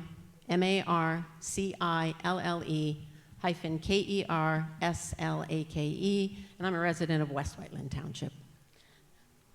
So good evening. You will hear tonight from many informed residents, including some of them experts, how this plan should be denied due to potentially devastating impacts to public health, safety, and welfare, as well as quality of life and place, and for additional reasons like we just heard. I'm going to focus my comment on the latter, and specifically your township subdivision and land development ordinance, also known as SALDO. First, your SALDO clearly states under section 175-20E that, and I'm going to quote, modifications to or of an approved subdivision or land development plan shall be resubmitted and reprocessed in the same manner as the original plan. Therefore, this needs to go straight back to the very start as a new application. Second, this developer is attempting to amend a plan that appears to no longer be approved. And I'm going to walk you through that, okay? Bear with me. East Whiteland Board of Supervisors approved the final plan in August of 2024. Green Fig accepted this and its conditions on August 16th, 2024. According to your SALDO, section 175-20B, the final plan was to be filed with the County Recorder of Deeds within 90 days. That did not happen. In order to file at the county, there was a $12 million financial security to be posted and a mechanics lien on the property to be settled as conditions of approval. These two things did not happen until January 13th and March 19th, 2026. So the required land development agreement and financial security agreement were finally signed March 19th of this year, and the final plan was filed with the County Recorder of Deeds on March 31st, 2026, a year and a half after the final plan. Bernadette, could Scott listen, please? Thank you. Please give me that extra time. The final plan was filed with the County Recorder of Deeds on March 31st, 2026, a year and a half after the final plan, not the required 90 days. But there is a provision in the SALDO that if the developer shows reasonable cause for not filing on time, the supervisors may re-execute the plan or authorize your solicitor to tell the county it has no objection to the late filing. So my question to the board is, did the board do either of these things? Did you re-execute the plan, or did you tell your solicitor it was okay to tell the county that you had no objection to the late filing in 2026? Without researching all those dates, I filed a right to know, and none of that was in the documents I received. We did provide you with the recorded land development agreement. You did, but you did not find me anything here to explain or to justify the late filing. Right to know requests do not require Okay, explanations. Bernadette, did you receive that from the supervisors in order to file this on March 31st, 2026? I provided the land development agreement to the applicant. Probably, it took me a while to get it done. I forgot the date. It was sometime in 2026. It was probably in February or March. The requirement is that it gets filed with the county within 90 days unless these special provisions are made. So you need to check that, because I believe that approval was filed. It seems that you either don't recall it or you didn't do it, Board of Supervisors. I hope you did not, because I don't know why you would choose to resurrect this expired approval. And if you did not do it, which I suspect you didn't, and that approval has expired, you should not even be entertaining an amendment to a plan that is no longer approved, and they no longer have a prior for this. And I'll just leave you with this. All three of you have great power in this, something that's going to have huge consequence to your residents. And you now have the opportunity and the obligation to do what's right. I request that you deny this application and let that be your legacy. Thank you.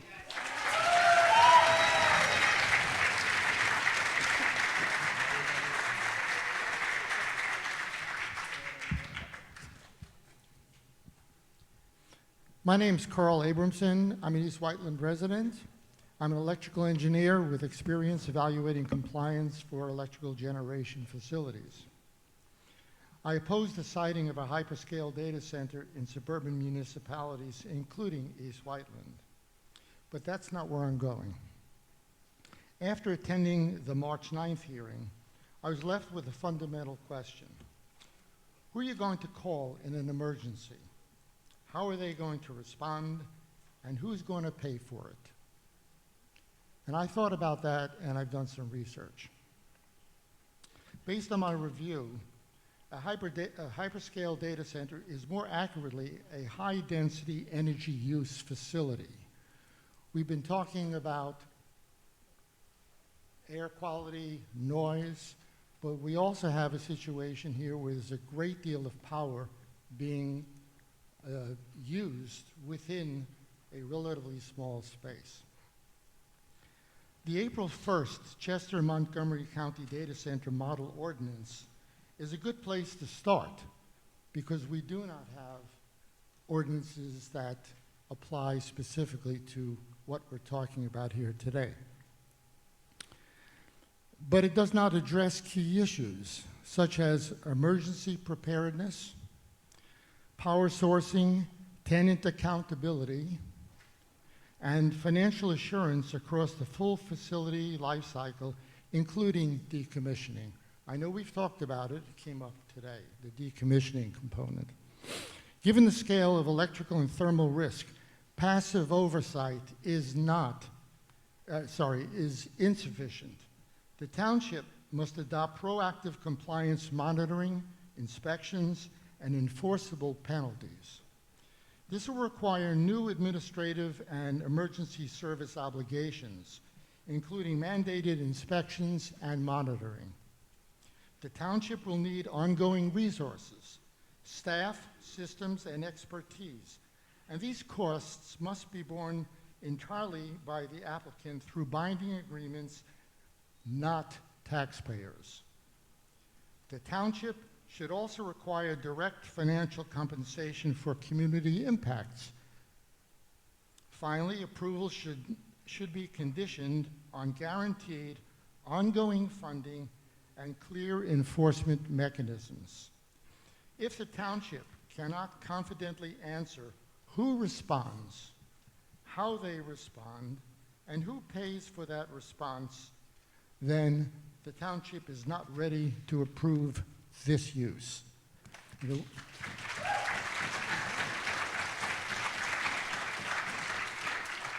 one thing I also would like to mention is, not specifically with regard to Green Fig or Sentinel, is that this is probably not going to be the last time that the township is confronted with this opportunity, or opportunities like this. So preparing for it and taking care of what needs to be done, I know is on your calendar and of interest, and here are the reasons why. Thank you. Thank you, Carl.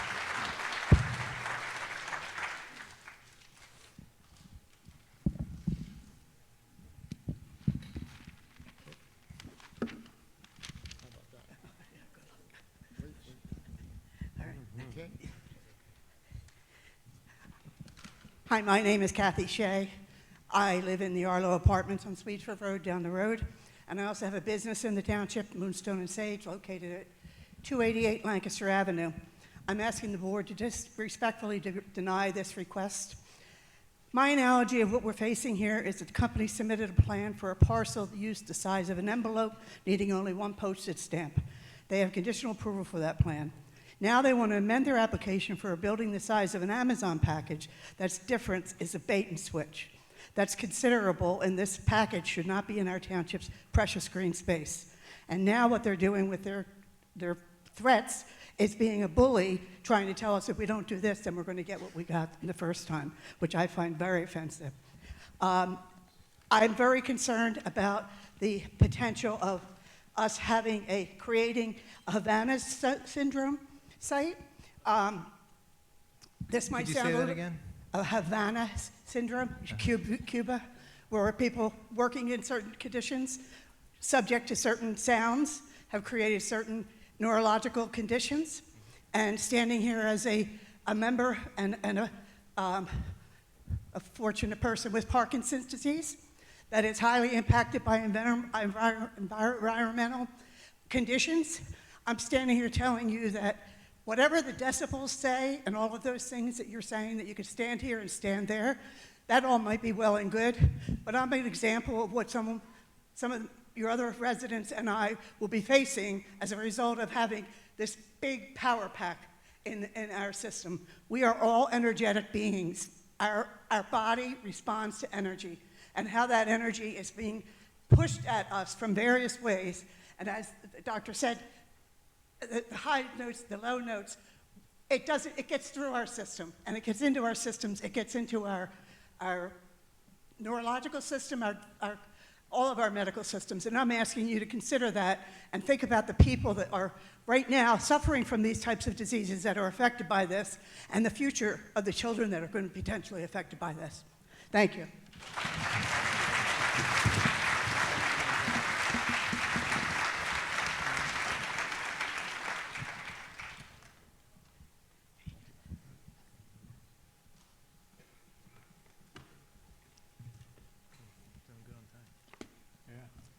Okay, so I'm Fred Sluka.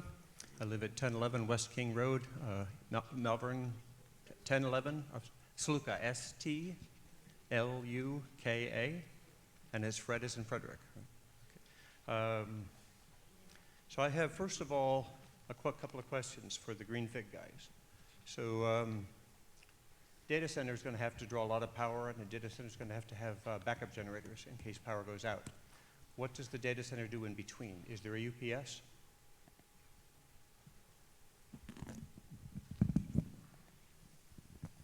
So for some applications have UPS, some don't.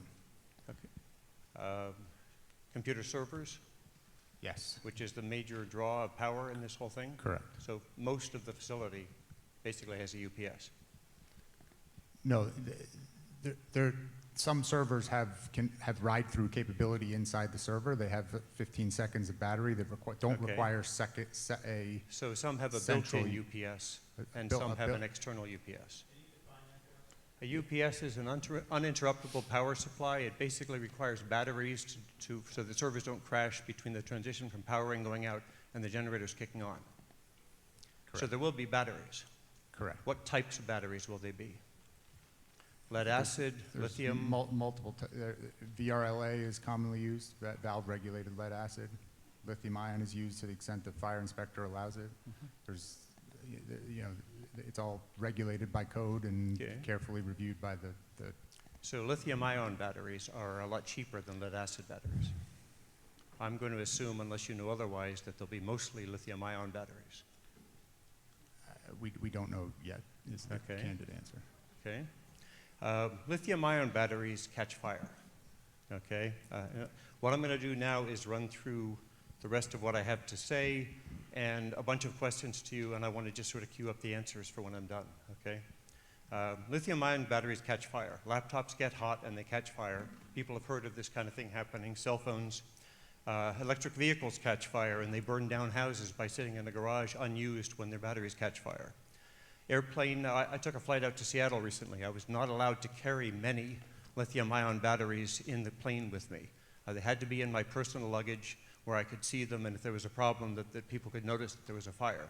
I was not allowed to check any into my checked luggage. They're not allowed to be in the hold of an airplane because they might catch fire. I was recently at the Lancaster landfill where they said they don't take lithium batteries. They don't want them in the landfill, but some of them slip through. And so they have 3 fires a month or so where a lithium battery got crushed by a bulldozer or whatever, a single lithium battery, and it got hot and ignited and started the fire in the landfill that they have to put out. You can't put out a fire like that with water. You have to use special chemical foam because water makes lithium burn even more hotly, okay? So lithium batteries in general are a risk, right? So I want to know from Sentinel Green Fig, what is their plan to prevent a fire from the lithium-ion batteries? What is their plan to suppress a fire if one occurs? What is their plan to mitigate the spread of fire from one, they're going to have probably tens of thousands or hundreds of thousands of individual lithium battery cells combined together. If one of those goes bad and ignites the others, what is their plan to mitigate the spread of the fire? What is their plan to fight fire, train the local fire department? What is their plan to contain a potential explosion from a one-way thermal reaction when one burning battery ignites all the rest of the batteries, and you get thousands and thousands of degrees of heat, and the entire facility goes up, and it burns all the local diesel fuel stored online, and it maybe turns into an explosion and knocks down all the houses in Melbourne Hunt before they have a chance to even burn. They just get blown up. Okay. Okay, Fred. I think. Can Josh answer those? Well, let me run through the list. No, we're out of time for the questions pertaining. Josh, if you can answer those. What is the plan to prevent the ignition of diesel fuel? What is the plan to prevent the ignition of a nearby gas line? What is the plan to contain toxic chemicals that are released from the Fred, that's.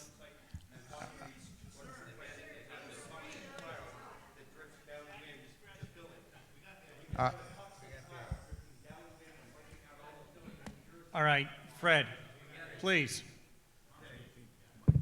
I'll address the high level and Nick can address the technical, but so these buildings have billions of dollars worth of equipment in them. As a result of that, they are insured to the highest standards by places like Factory Mutual, and they are protected to the highest standards by us. That includes multiple layers of smoke detection, including VESDA smoke detection, which is a very early sensitivity smoke detection, where when something starts even smoldering, releasing tiny particulates into the air, we sense it, we respond. We have staff that's there 24/7 monitoring all of it. There's another layer of smoke detection above that, and then there's 2 layers of fire suppression. All of that is built so that there are never any incidents, whether it's from batteries, from servers, from electronics, and if there are trained professionals around the clock monitoring a knock, sitting in front of screens, watching full time and doing rounds on every shift to make sure that these are the safest building. And they are safe to the degree that they can be insured to the highest degree, to the highest standards by Factory Mutual for this exact reason. And batteries of all sorts have been used in data centers, including lithium ion, for the last 15 years. And it's within the jurisdiction of the fire marshal. He has a right to interpret the code however he may interpret the code. He has a right to force us to put different protections in place, to put space between things, to prevent things, and we will work with him in that degree to make sure we're fully compliant. I don't know if there's Okay, thank you. Next, please. So that is suppression, that is detection of fire. What about suppression? What about compartmentalization, that fire can't spread from one side to another? Fred, I'm sorry. We got a line behind you. Okay. Thank you, though. You've seen details of my questions in your email, so you know what I have to say, right? Okay. Hi. For the sake of record keeping for you, I emailed my comments to Brittany over there. For the sake of record keeping, I emailed my comments over there already. My name is Donovan Messer. I'm a resident of East Whiteland Township. I'm a cybersecurity professional. You can start my time. There's a combination of writing from before this meeting and during this meeting, so apologies for any lack of continuity. Starting simply, the new proposal proposed here today still uses water and is about half the size of the currently proposed plan. Would it also use half as much as water? Economically speaking, I struggle to understand the benefit of this to our township. The amended proposal mentions income numbers with a wide range with no real reasoning or proof behind them. Beyond this, Pennsylvania also currently gives generous tax breaks to data centers that will cost Pennsylvania around $2 billion in estimated revenue loss. I also see no projections on the job created, permanent or temporary, and based on the EPA paper handed out. Could you slow down I'm just so a little close. bit? Oh, sorry. I'm sorry. I just have a lot and I want to stay on the time. I see no projections on the jobs created, permanent or temporary. Based on the EPA papers handed out tonight, I also hold deep concern for the workers to be working on this site. The site could use up to 290 megawatts. In 2024, the entirety of Chester County was estimated to have consumed 6.1 million megawatt hours. This data center alone could consume roughly 2.5 million megawatt hours of electricity annually.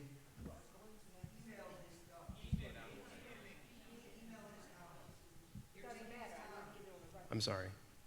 I tried to talk slower. I do apologize. All that to say, around 40% of the amount of electricity in Chester County consumed in 2024 could be consumed by just this one building for comparison. Your proposal online mentions funding all the improvements in purchasing generation to this power plant, but no specifics.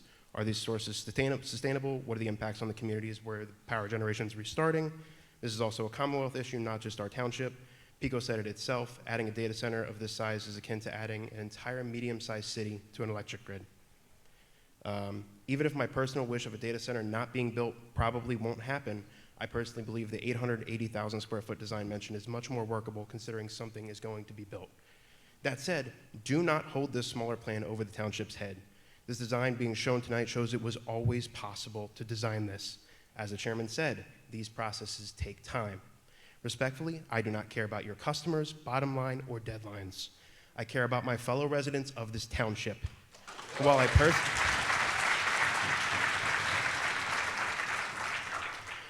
personally believe that this one-story plan is the least of the evils, this is not an act of goodwill. It's a poor attempt in acting like you care about East Whiteland Township.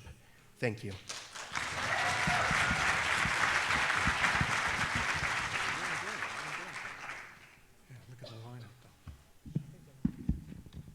It's my understanding these people are willing to let me do my 15-minute presentation.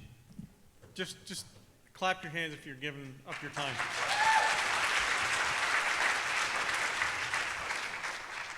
Thank you. As I said, my name's Andy Schneider. I'm an attorney. I've lived in Malvern Hunt for 20 years. For the last month or so, I have spent every spare minute reading the municipality's planning code, case law, deeds, property transfers, easements, environmental covenants, and transcripts from quasi-judicial proceedings. I was all set to give you a legal explanation as to how and why you will be committing a legal error if you approve this plan. But after I attended the last Board of Supervisors meeting last week, it dawned on me that anything I say about the law, you're just going to defer to the various solicitors the township may employ. A solicitor from 2018, President Klumpini excluded, is a big part of the problem we're having right now.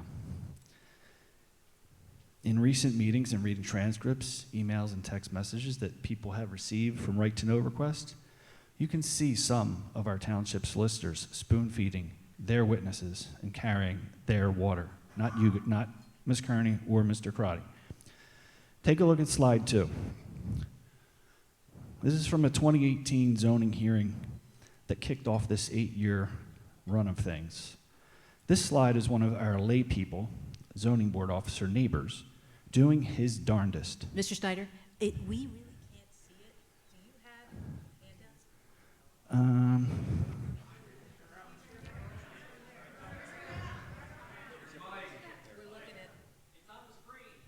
Yes, I understand that, but we're looking forward and we can't see it on that. I can mail it, email it to you. Yeah. I mean, were you able to see theirs?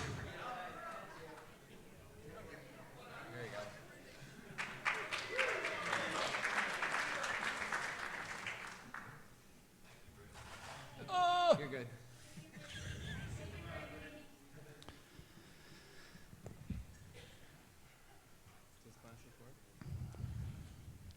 So what you see up there is zoning hearing officer saying that the variance doesn't meet the standards of the law.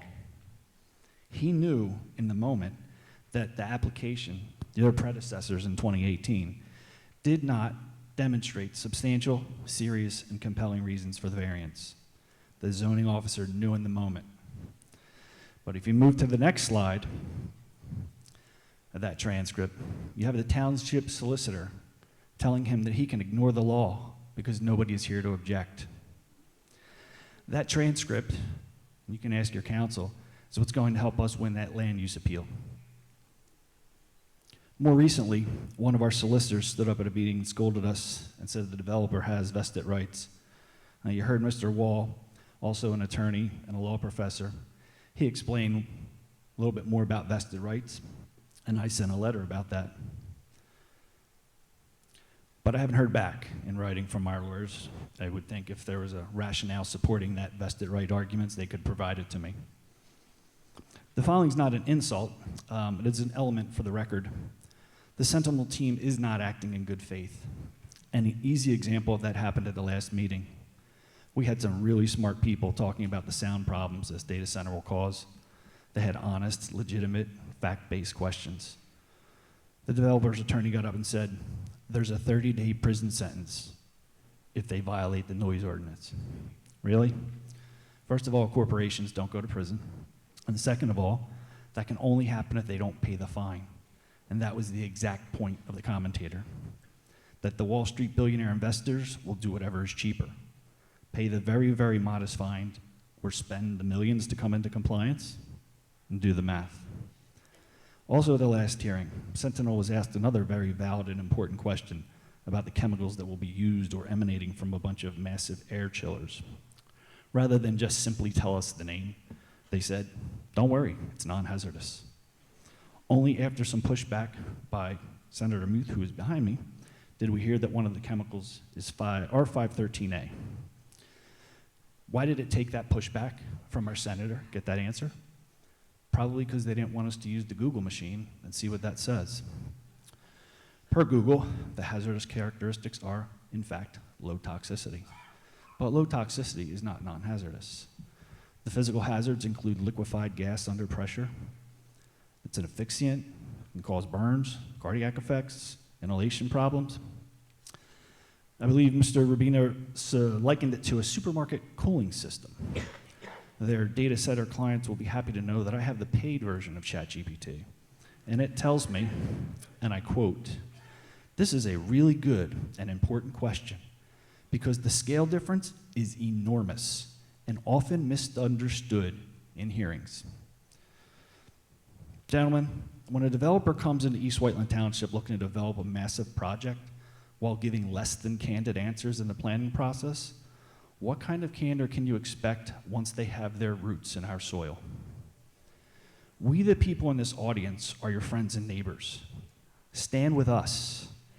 And if they threaten you or otherwise bully you, we will have your back.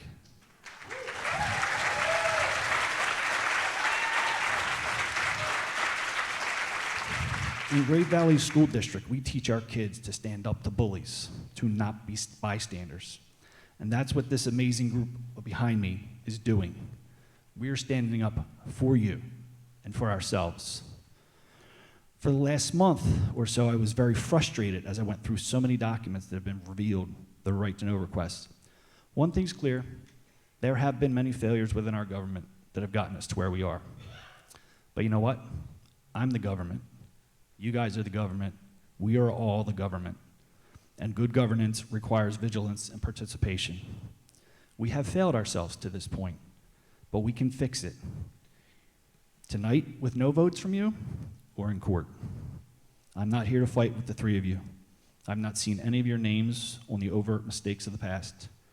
Tonight, I'm here to push back against the developers who thought they could just come in here, fill out some paperwork, get approvals, and do whatever they want. I'm here to show you exactly why you need to stop listening to whoever is telling you that you need to approve this plan or that the old plan is viable. This development plan started out as a very small, locally funded data project. In 2018, a company named Whiteland Holdings went in front of our zoning hearing board and asked for a variance to build a data center on their property. That property can be seen on slide 4. As you can see, just above the yellow highlighted area is Malvern Hunt, which has 279 homes, and Malvern Crossing, which has 60 homes. That yellow property used to be parcel number UPI 42-3130. At that zoning hearing board, Whiteland Holdings asked the zoning board for permission to build a data center on 44 of those 72 acres. Next slide, please. Next slide, please.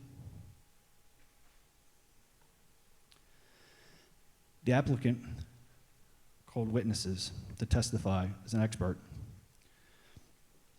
And you can see right up there, 44 acres, including the eastern section. If you can turn to the next page. And there's the question. From the same firm as Mr. Robinson, there he is. He's saying sufficient to accommodate the data center on 44 acres. And that variance was granted by way of order dated 2/26/18. Next slide, please. Again, 44 acres of their 70. 3 months after that, if you turn to the next slide, please. The lawyer for Sentinel's predecessor, not Sentinel, their predecessor, emailed a township solicitor asking to amend a portion of the ruling on that variance. They wanted to make clear that the data center was to be built on the center blue parcel, and that the red parcel was for the solar field, and the green parcel was reserved for future development.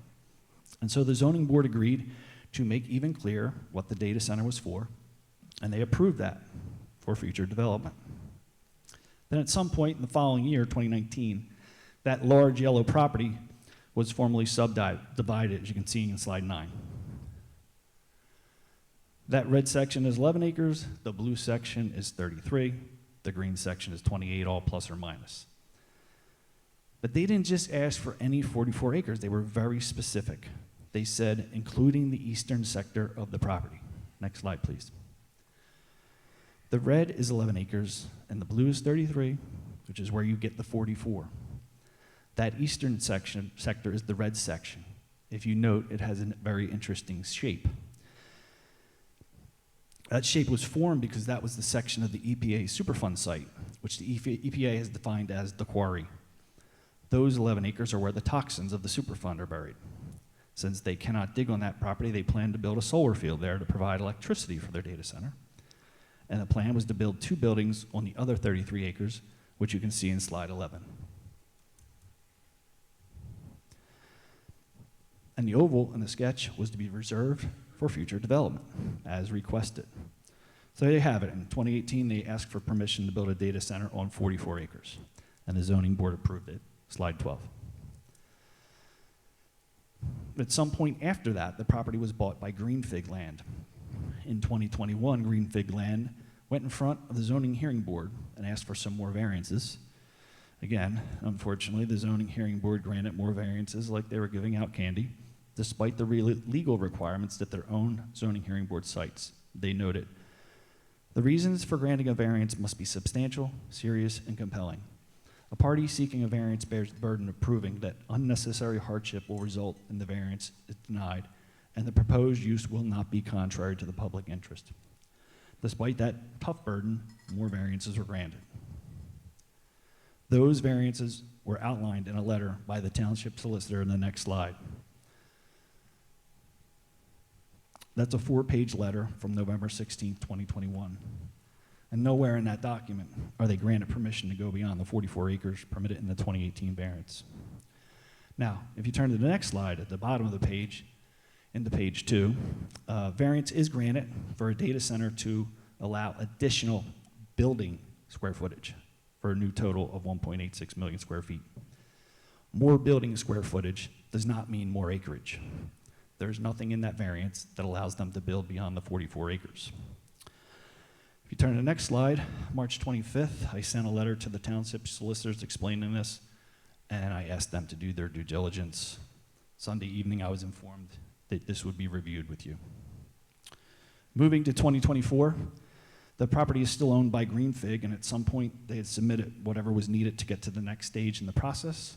So they received the approval of their final plans to build a data center, slide 16. Now here's where the term vested rights comes into play that Professor Wall expressed. He and I agree on that. Any suggestion that Sentinel has unfettered vested rights is legally incorrect. And on March 31st, 2026, slide 17, I sent a 5-page letter brief to 2 of the township solicitors outlining my legal position on vested rights. I asked them to provide written responses by April 12th. One of the solicitors sent a letter saying it was not their domain, and I did not receive a written response as requested from the other, but I was told that it would be reviewed with you. If for some reason your solicitors are still going to insist that Sentinel has vested rights, they have to admit that those rights are not without limits. Sentinel can't just do whatever they want on that property just because they may have certain rights, can they? The 2024 approval was not carte blanche. They were not given permission to do whatever they pleased. Yes, they did get approval, but there was so much more to it. If you turn to the next slide, you can see the final approval was given and was approved with conditions. And approved with conditions is what's going to win the day for us. We, the people of East Whiteland, were willing to let them build a data center here with conditions. They expressly agreed to those conditions, yet they have not met those conditions, and they cannot meet those conditions, and it is clear as can be. The condition that I will focus on is condition P, which can be found on page 5 of the 2024 approval, slide 19. It says, the applicant shall comply with the decisions of the East Whiteland Township Zoning Hearing Board from 2018 and 2021. So let's go back to see what it says in 2018 on slide 20. At the top, you have the language granting the variance to build a data center on 44 acres. On the left, you see their 44-acre plan. On the right, you see the latest amended plan that is before you. If you recall, they went out of their way in 2018 to amend the variance decision 3 months after the fact to make sure they noted that the data center was to be built on the 44 acres, yet somehow they dropped a massive building on that future place for future development without any approval from the township. The amended plan does not meet the conditions that they agreed to, and these plans must be rejected.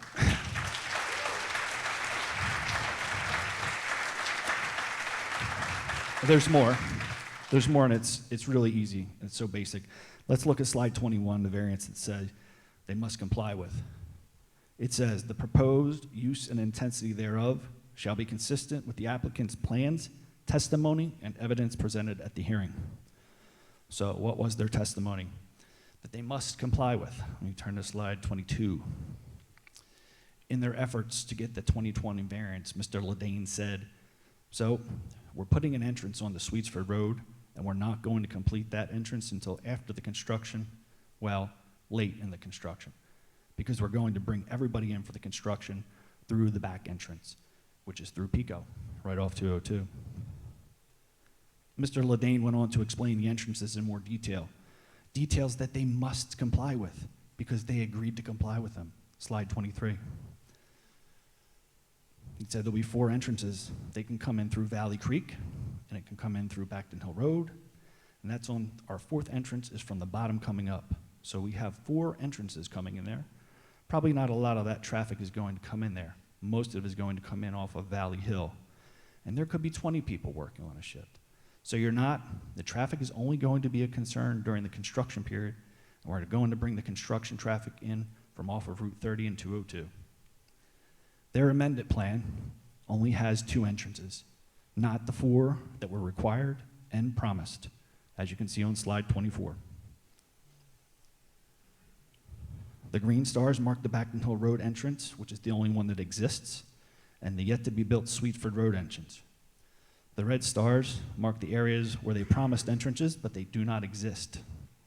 And at the latest hearing, the gentleman over there talked about the Valley Creek entrance, but they never got approval for that. So why are we still here? The plans do not match their testimony. They have not met the conditions of approval. You must reject the plans.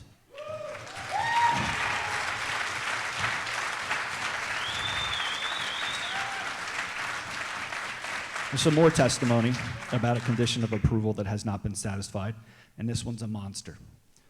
This also comes from Mr. Ledain's testimony at the 2021 hearing board. Again, this was something that was required. They agreed to satisfy. It's unfortunate for them, but it was not optional. They didn't get to call an audible, as they appear to have done. The next slide shows an exchange between a zoning board officer and Mr. Ledain from the 2021 hearing transcript. Could you move that, Brittany? And this is the zoning officer telling them what their requirements are. The applicant shall, and Ms. Kearney can tell you that's not optional in the law, it's a requirement, shall obtain a letter from PICO indicating that the existing electric substation will be sufficient to provide power to the proposed facility without any adverse impact on any other areas serviced by the station. Mr. Ledain said that's correct, and he asked, the zoning officer was asking him, you're in agreement with that? And Mr. Ledain said, yes, I am. There is another massive condition that has not been yet met. Last meeting I heard from someone from Sentinel talk about funding and their plans to upscale the PICO substation. And that's all fine if they decide to try again once they face an appropriate ordinance.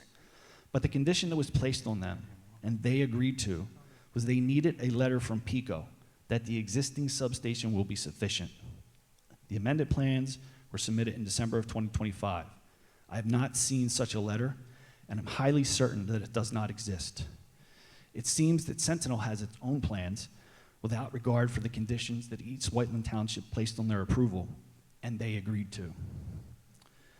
If you look at slide 26, you can take a look at their plans. And when you zoom in on their plans, you can see they have planned their own substation. If the PICO substation has enough power, they don't need their own. They never had any intention of complying with the terms of the variances because they assumed nobody would be paying attention. And by the time they started moving earth, nobody would even notice. And certainly nobody would have the resources to hold them accountable, not even East Whiteland Township. To summarize, East Whiteland Township gave approval to Sentinel's 2024 plans with conditions. The three ginormous conditions that have not been met and cannot be met can be seen on the final slide. The amended plan violates the 44-acre restriction. The amended plans do not have the 4 required entrances, and they do not have a letter from PICO that their existing substation will be able to service their facility without affecting the rest of us. If, for some incomprehensible reason, this has not convinced you gentlemen to put an end to this, I respectfully request you spend a few hundred of the taxpayer dollars for an independent legal opinion from a law firm that is not entrenched in the day-to-day business and politics of East Whiteland Township. Thank you.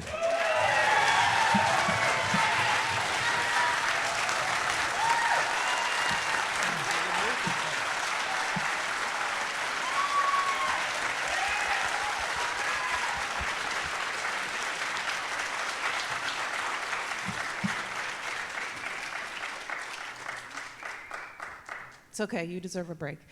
Katie Muth, M-U-T-H. I'm the state senator for Senate District 44, which is part of East Whiteland Township. I represent parts of 3 counties, thank you.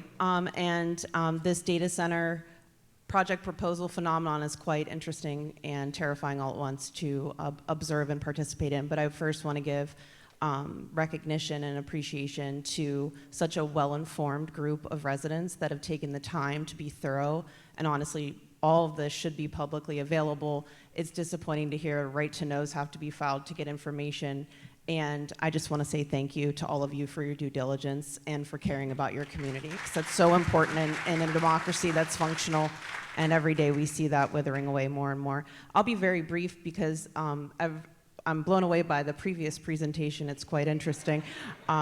And I am not a lawyer, but certainly learning a lot about land use. And there seems to be some repeat players in this game that I think you all need to be aware of when you are meeting people that are in the data center development realm. For example, Mr. Crotty, I don't know, you have a Sharpie made name tag, so I assume you were a last minute ad or just, I don't know, but I believe that I've seen you in Sugarloaf, Pennsylvania. So there's attorneys that seem to be, and I don't know that you are an attorney. I didn't know that you work for East Whiteland Township, so welcome to East Whiteland Township. But the attorney, Bernadette, nothing, no offense to you personally, because it's not you, but your firm represented Limerick Township while they cooked and wheeled and dealed some real doozies at some data centers. So I just, again, point out that as residents, being mindful that what we perceive as a conflict is not a conflict necessarily in the business world. Also, on contaminated land, repeat trend, many leaders nationally and at the state level have said that we should develop data centers on brownfields and Superfund sites, but notice the missing word in front of that is remediated brownfields and Superfund sites. So I am a resident of East Vincent Township, where we're seeing the same project proposal. Please let us build a data center on contaminated land. We're not really sure what all the things are there, but please let us dig up dirt right next to where people live. That defies common sense in a sentence. So to think otherwise and allow a developer, not just this one, there's nothing personal to Green Fig or Sentinel or whatever, is that it's science. And as policymakers, it is certainly my expectation, and I hold myself to that same expectation. I don't put out legislation that's not based on evidence, that's not biased or bought and paid for, or information that hasn't been proven by scientific research. And there is decades of scientific research to refute some of the slides that were presented earlier that were basically an insult to humanity in terms of public safety and human health harms, presented by all industrial development, not just data centers, but certainly hyperscale data centers. The low frequency sound comments, no offense, Mr. Fixler, I don't care if you can't hear the low frequency sound when you went on your field trip, unless you had somebody there measuring it and being a real expert in sound. Your subjective opinion isn't going to convince people who know that these things are harmful to human health. That's just fact. You don't have to agree with it. It's science. It's going to happen. Universal law will dictate to us. Even if you all violate the laws here, universal law always happens. There's always an outcome for actions, always. It's just a matter of when. And I also just want to touch on something that really is unfortunate, but is becoming a real thing in my last 30 seconds, whatever I have, I don't know, Steve, is emergency response. Today in East Vincent Township, right next to a proposed data center and brand new PA American Water plant, there was a chlorine release that was supposed to be small at the current PA American Water plant along the river. Schuylkill River Trail closed, homes had to be evacuated for 2 tons of chlorine. I don't know if that's small in the water industry, but I'm just saying it's 2 tons of chlorine. I don't know if you want to live next to a place that have chemical release, but I bring that up because the fire department didn't know the chlorine was there, and they didn't even know there was a house right next to the water plant. So when you think about emergency management, and you guys have great first responders here in East Whiteland, all of Pennsylvania needs to get their act together and realize that we have to expand emergency response to even manage what we have now in industrial development. And our first responders don't need to go into lithium battery fires that are incredibly difficult, if not impossible, to put out. So don't put people in harm's way. You have the legal authority to deny projects that actually bring harm to people. That's part of your job. So it's not just allow all land use, it's also to make sure you protect the public. Thank you.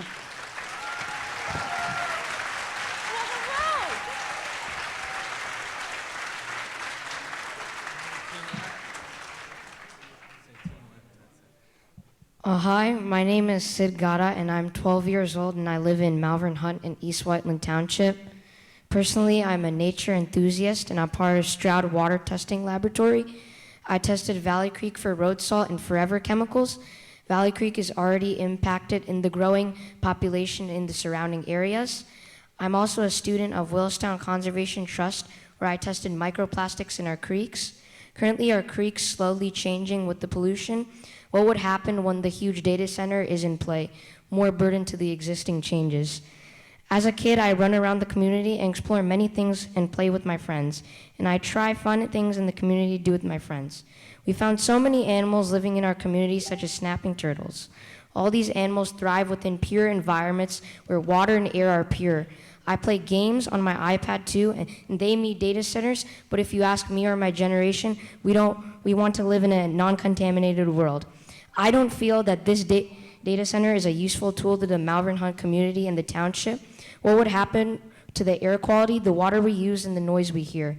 Many people run, walk, and do many recreation on the Chester Valley Trail. What would happen when people think of the data center as a first impression on the township, county, or even state? Many people in the vicinity of the data center would probably get affected in their health and leave the community, making the market value of Malvern Hunt houses and others drop down and down, making it a ghost town. Many states in the U.S. have already made some laws of data centers hard to pass. So let's be among the many to reject the offer and care toward the people. I request all wonderful supervisors here to take a correct decision on our future. Thank you for this opportunity for allowing me to express my opinion.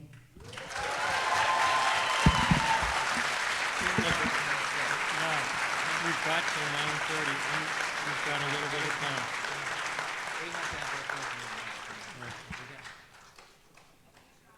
We are closing in on our time, so I will take 3 more questions. Okay, thanks. Name's Jeff Kuntz. I live in Malvern Hunt, East Whiteland Township. Last name is Koontz. I'm here to speak on behalf of one of our neighbors, Dr. Sriram Krishnan, PhD, engineering PhD, on behalf of the acoustics. So this would be geared towards you, Doctor. Due to scheduling constraints, he couldn't be here. But so I'll read directly from the transcript that he wrote. What I am going to present reflects his independent technical assessment of the proposed project and its compliance with the township's noise ordinance.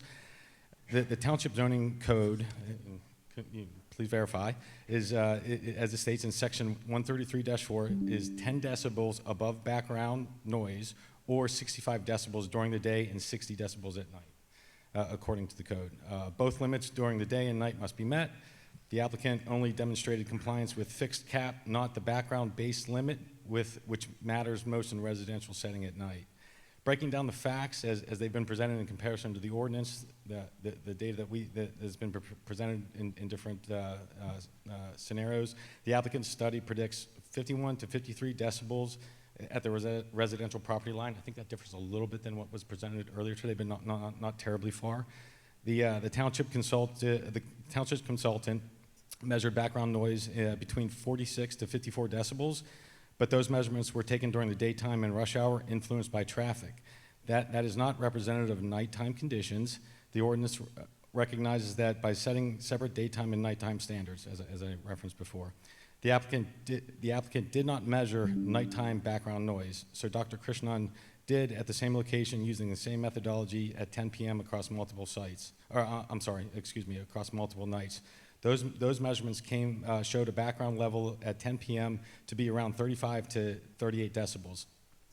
Under the ordinance restriction of no more than 10 decibels above background, that sets a limit of 45 to 48 decibels.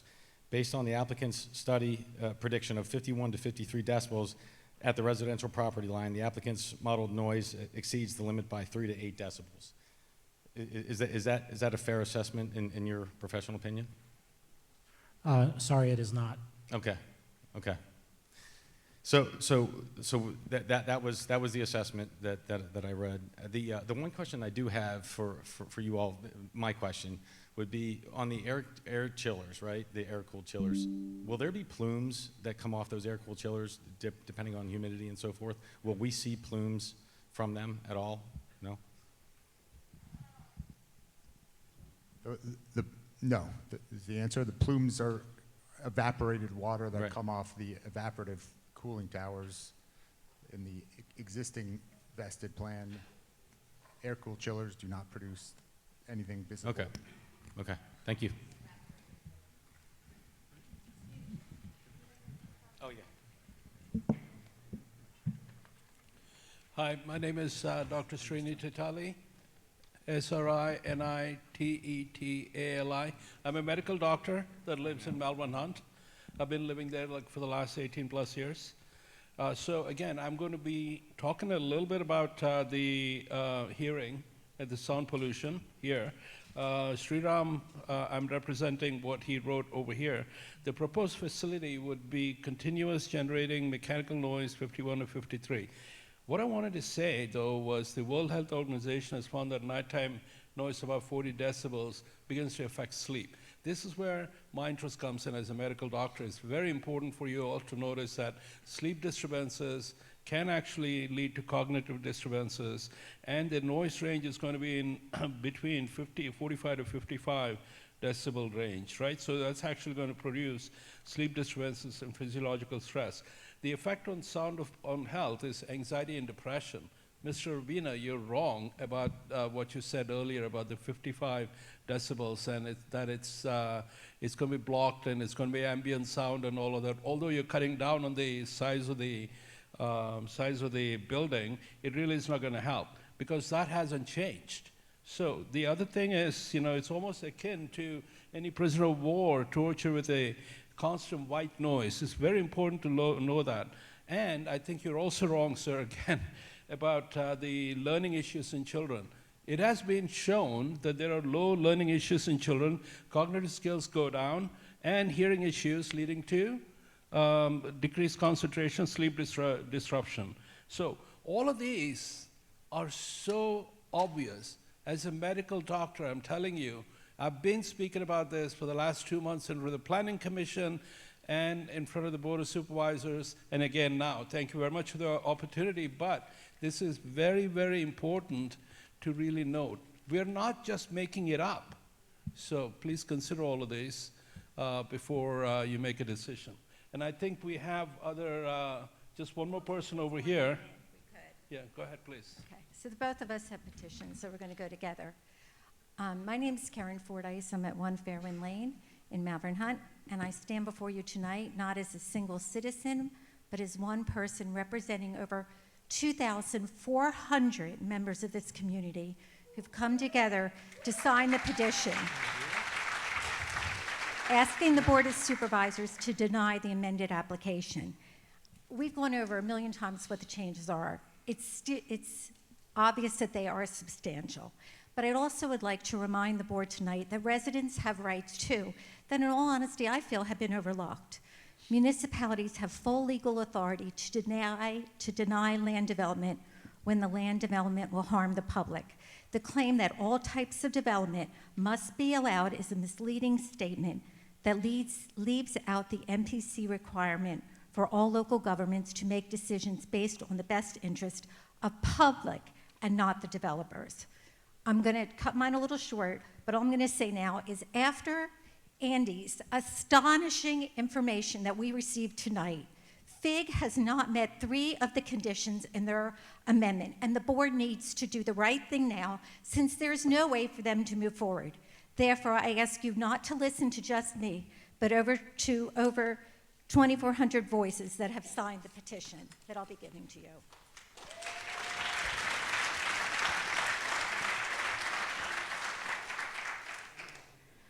Good evening, everyone. My name is Sahasra Nersu, and I am a junior at Great Valley High School. Lots of discussion has been taking place surrounding the effect of this data center will have on the youth residing in the East Whiteland area, but not much discussion has involved youth perspective. Now, I cannot speak based off experience of a doctor, nor can I speak from the experience of someone like an acoustic engineer. But what I can speak on is how students in this area feel discouraged and underrepresented by this proposed development. Today, I'm here to speak on the behalf of many of my peers and fellow youth who want to have a say in this decision-making process that will heavily impact our lives. I have been living in Malvern Hunt for the past 13 years of my life and have grown up around the beautiful parks, trails, and surrounding ecosystems. When I first learned that a data center was being built, I could not help but feel voiceless. I felt saddened by the idea that adults who were supposed to encourage the prosperity of youth in this area failed to consider the drastic effect this data center would have on our everyday life. Even though my environmental knowledge spans only as far as the AP Environmental Science class I took my sophomore year of high school, one thing was still clear as day to me. Data centers are not built near residential areas. I noticed these mutual feelings among many people my age and started a youth petition that would provide a platform for kids to directly speak up against this proposed development. Even as people who have been exposed to technology from a young age, we are still adjusting to the incorporation of AI into our education and work systems, and there's no doubt that AI will only continue to play a larger role in our life. We understand that data centers may be necessary in this increasingly technologized world. We just don't want it right across our homes. And although these centers are a relatively new concept, there is abundant research that proves how data centers negatively impact local water systems, reduce air quality, strain electricity grids, create light and noise pollution, and make areas feel like huge industrial zones. Long-term effects are still unclear, and we will be left to grapple with the consequences. When I was younger, I used to bike around the same area that this data center is proposed to be built. I feel disheartened by the idea that kids younger than me will not be able to share that same experience. Instead, when they step outside, they will be overwhelmed by the increased heat, constant hums, and never-ending flow of traffic. I urge the board to reject the development of the data center and instead promote areas of green space and open land that can be enjoyed by all. We may be young, but this is our community. In considering youth voices in the decision-making process, you help protect the next generation. Thank you for your time.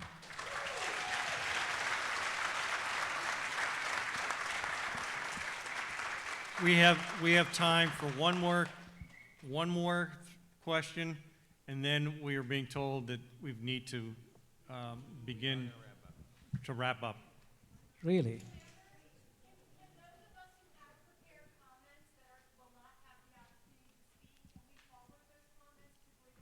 Please do. Please do.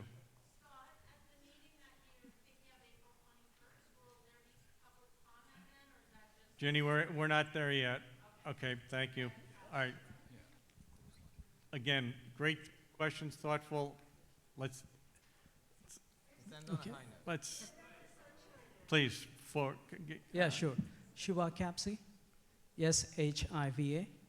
Shiva is in Viva Las Vegas. Okay. Good evening. My name is Shiva Capsi, a resident of Malvern Hunt. I am a scientist discovering, researching, and developing medicines for cancer and respiratory diseases. I believe in science's power to improve and protect human life. Science also tells us not to build a hyperscale data center in the middle of a community. So what were the data centers when you approved the plan in 2018? They were to house CPUs, serving as a centralized cloud storage, or maybe enabling streaming with energy utilization in single megawatts. So what are they now? They are AI factories required to house GPUs and TPUs, serving the needs of AI generative training with the energy utilization in hundreds of megawatts, just like this one at 290. So we can't simply state that through a series of variances, it is okay to proceed from that to this beast. So let's look at the air-cooled chillers on the roof that they were talking about. These have a high energy demand and have a potential environmental effect due to the refrigerant leakage and release of gases harmful to the atmosphere. These chillers also release heat directly into the surrounding environment, contributing to the urban heat island effect. That is, it will take more energy to cool our house now. And not to forget significant noise from these chillers, as these chillers do utilize large fans and compressors. Where is the study that shows the environmental effect of refrigerant leakage, release of gases, and urban heat island effect? There are none. So this proposal also has 68 backup industrial size generators, with each guzzling 160 to 200 gallons of diesel per hour. So what does a typical backup generator for a house use? 1 to 2 gallons. So imagine the impact on the air quality if you run even half of these, means let's say 34 generators, for 2 to 3 days during a brownout or a blackout scenario. I'm not talking about every day, or at least during the brownout and the blackout. So the air quality index is a widely used system for communicating air pollution levels for the public. So the AQI is calculated based on the measurements of key air pollutants, such as the PM2.5 particulate matter, black carbon, carbon monoxide, sulfur dioxide, and nitrogen oxide. These are the pollutants that these generators will be emitting. So one pollutant of particular interest is the PM 2.5, often called the lung-penetrating fine particles. Science shows beyond doubt, even if you long-term exposure below the current federal standard increases the risk of heart failure, stroke, asthma attacks, respiratory infections, and premature death. As a scientist involved in developing medicine, one of the FDA requirements while developing an inhaler, such as the dry powder inhalers that we use for asthma for children, is that we need to control the particle size of the medicine to 1 to 5 microns. Give me 30 seconds, please. Why? Because these particles can penetrate the lungs, so that drug can be effective. So the same particle size ranges are the ones that these generators would emit, but would contain harmful elements. So as the philosopher Virilio, French philosopher Virilio said, when you invent the ship, you also invent the shipwreck. So the shipwreck of this beast, liquid cooling leaks, noise pollution, air pollution, heat generation, groundwater contamination is all unknown. So, but we all know shipwreck exists. So a substantial change in a data center requires the assessment of this shipwreck. So the Board of Supervisors must demand a new application today because East Whiteland deserves better. Thank you. That concludes it. Kelly, would you collect everyone's comments that are there and we can Sure. get them over to But one Brittany? thing, I thought that because of the Sunshine Act, that you have to hear us say it live, maybe not tonight, but at the next meeting. Can we speak our comments live then?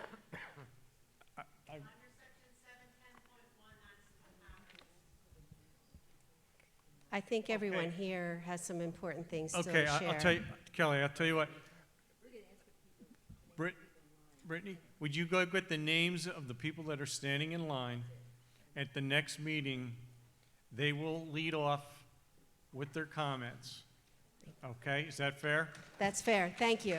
Thank you.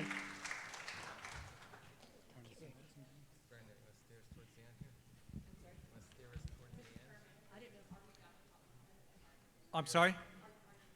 We are done with public comment. Yes, we are done. Yes. And I don't know, because we are running.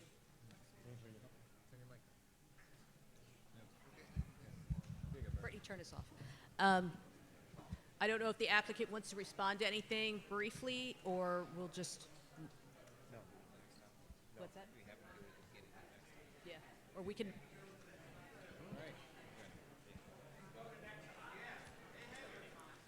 You want to provide it at the next meeting? Go ahead.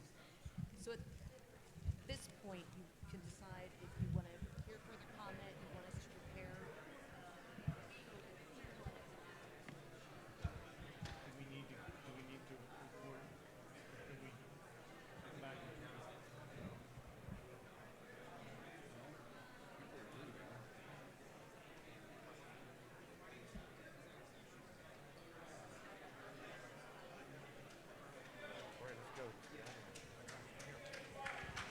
And just to let you know, the discussion here is what the next steps are, and our solicitors are debating it. We're not debating, it's discussing. So, what are the options? I think at this time we would continue it. It's going to, are we sure it's going to be April 21st? It's potentially April 21st. Okay, so. I couldn't, what was the question? Is April 21st firm date? We're going to consider the amendments. Firm building? From Westchester. Next steps. Okay. At a time? Is there a certain time? Yeah, Six? Okay, so, hey, folks, we want to make sure everyone knows the next steps before they leave. So, okay, currently, the schedule is to come back on April 21st, so a week from today, at 6 p.m. Westchester. Westchester University. It'll be put on the township's website, and that will hear the additional public comment, and the board will take any other action it may deem appropriate at that time. So under the law, we have to have a written decision that's ready. It can't just be on the fly. It's got to be something that sets forth the reasoning of the board, any which way it might go, and then that's issued, and then anyone who disagrees with it can take an appeal to the Chester County Court of Common Pleas. So that's why you can't just do it on the fly tonight. So what's in front of us is what the applicant, excuse me. So what's in front of us is what the applicant has submitted. Jenny, will you calm down? What's in? We couldn't find a venue, Jenny. Thank you for your comment there. What's in front of us is a new amended plan for the supervisors to consider and to consult with our staff with. We have also listened to all your comments, and we'll take them into consideration. We will have another meeting on April 21st, and I believe we will have either a decision to approve or a decision to deny.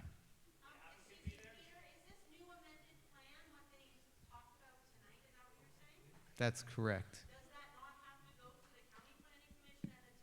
We're not going to do this. We are not. Jenny, we're not going to get into this. We're just telling you the steps.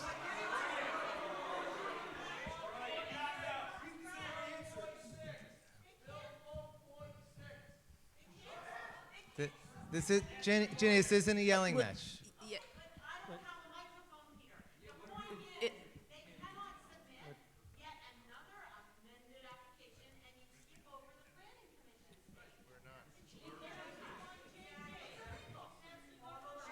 Thank you for your comments. Thank you for your We're comments. ending the evening now because Penn State has indicated to us we have to be off their campus. Thank you.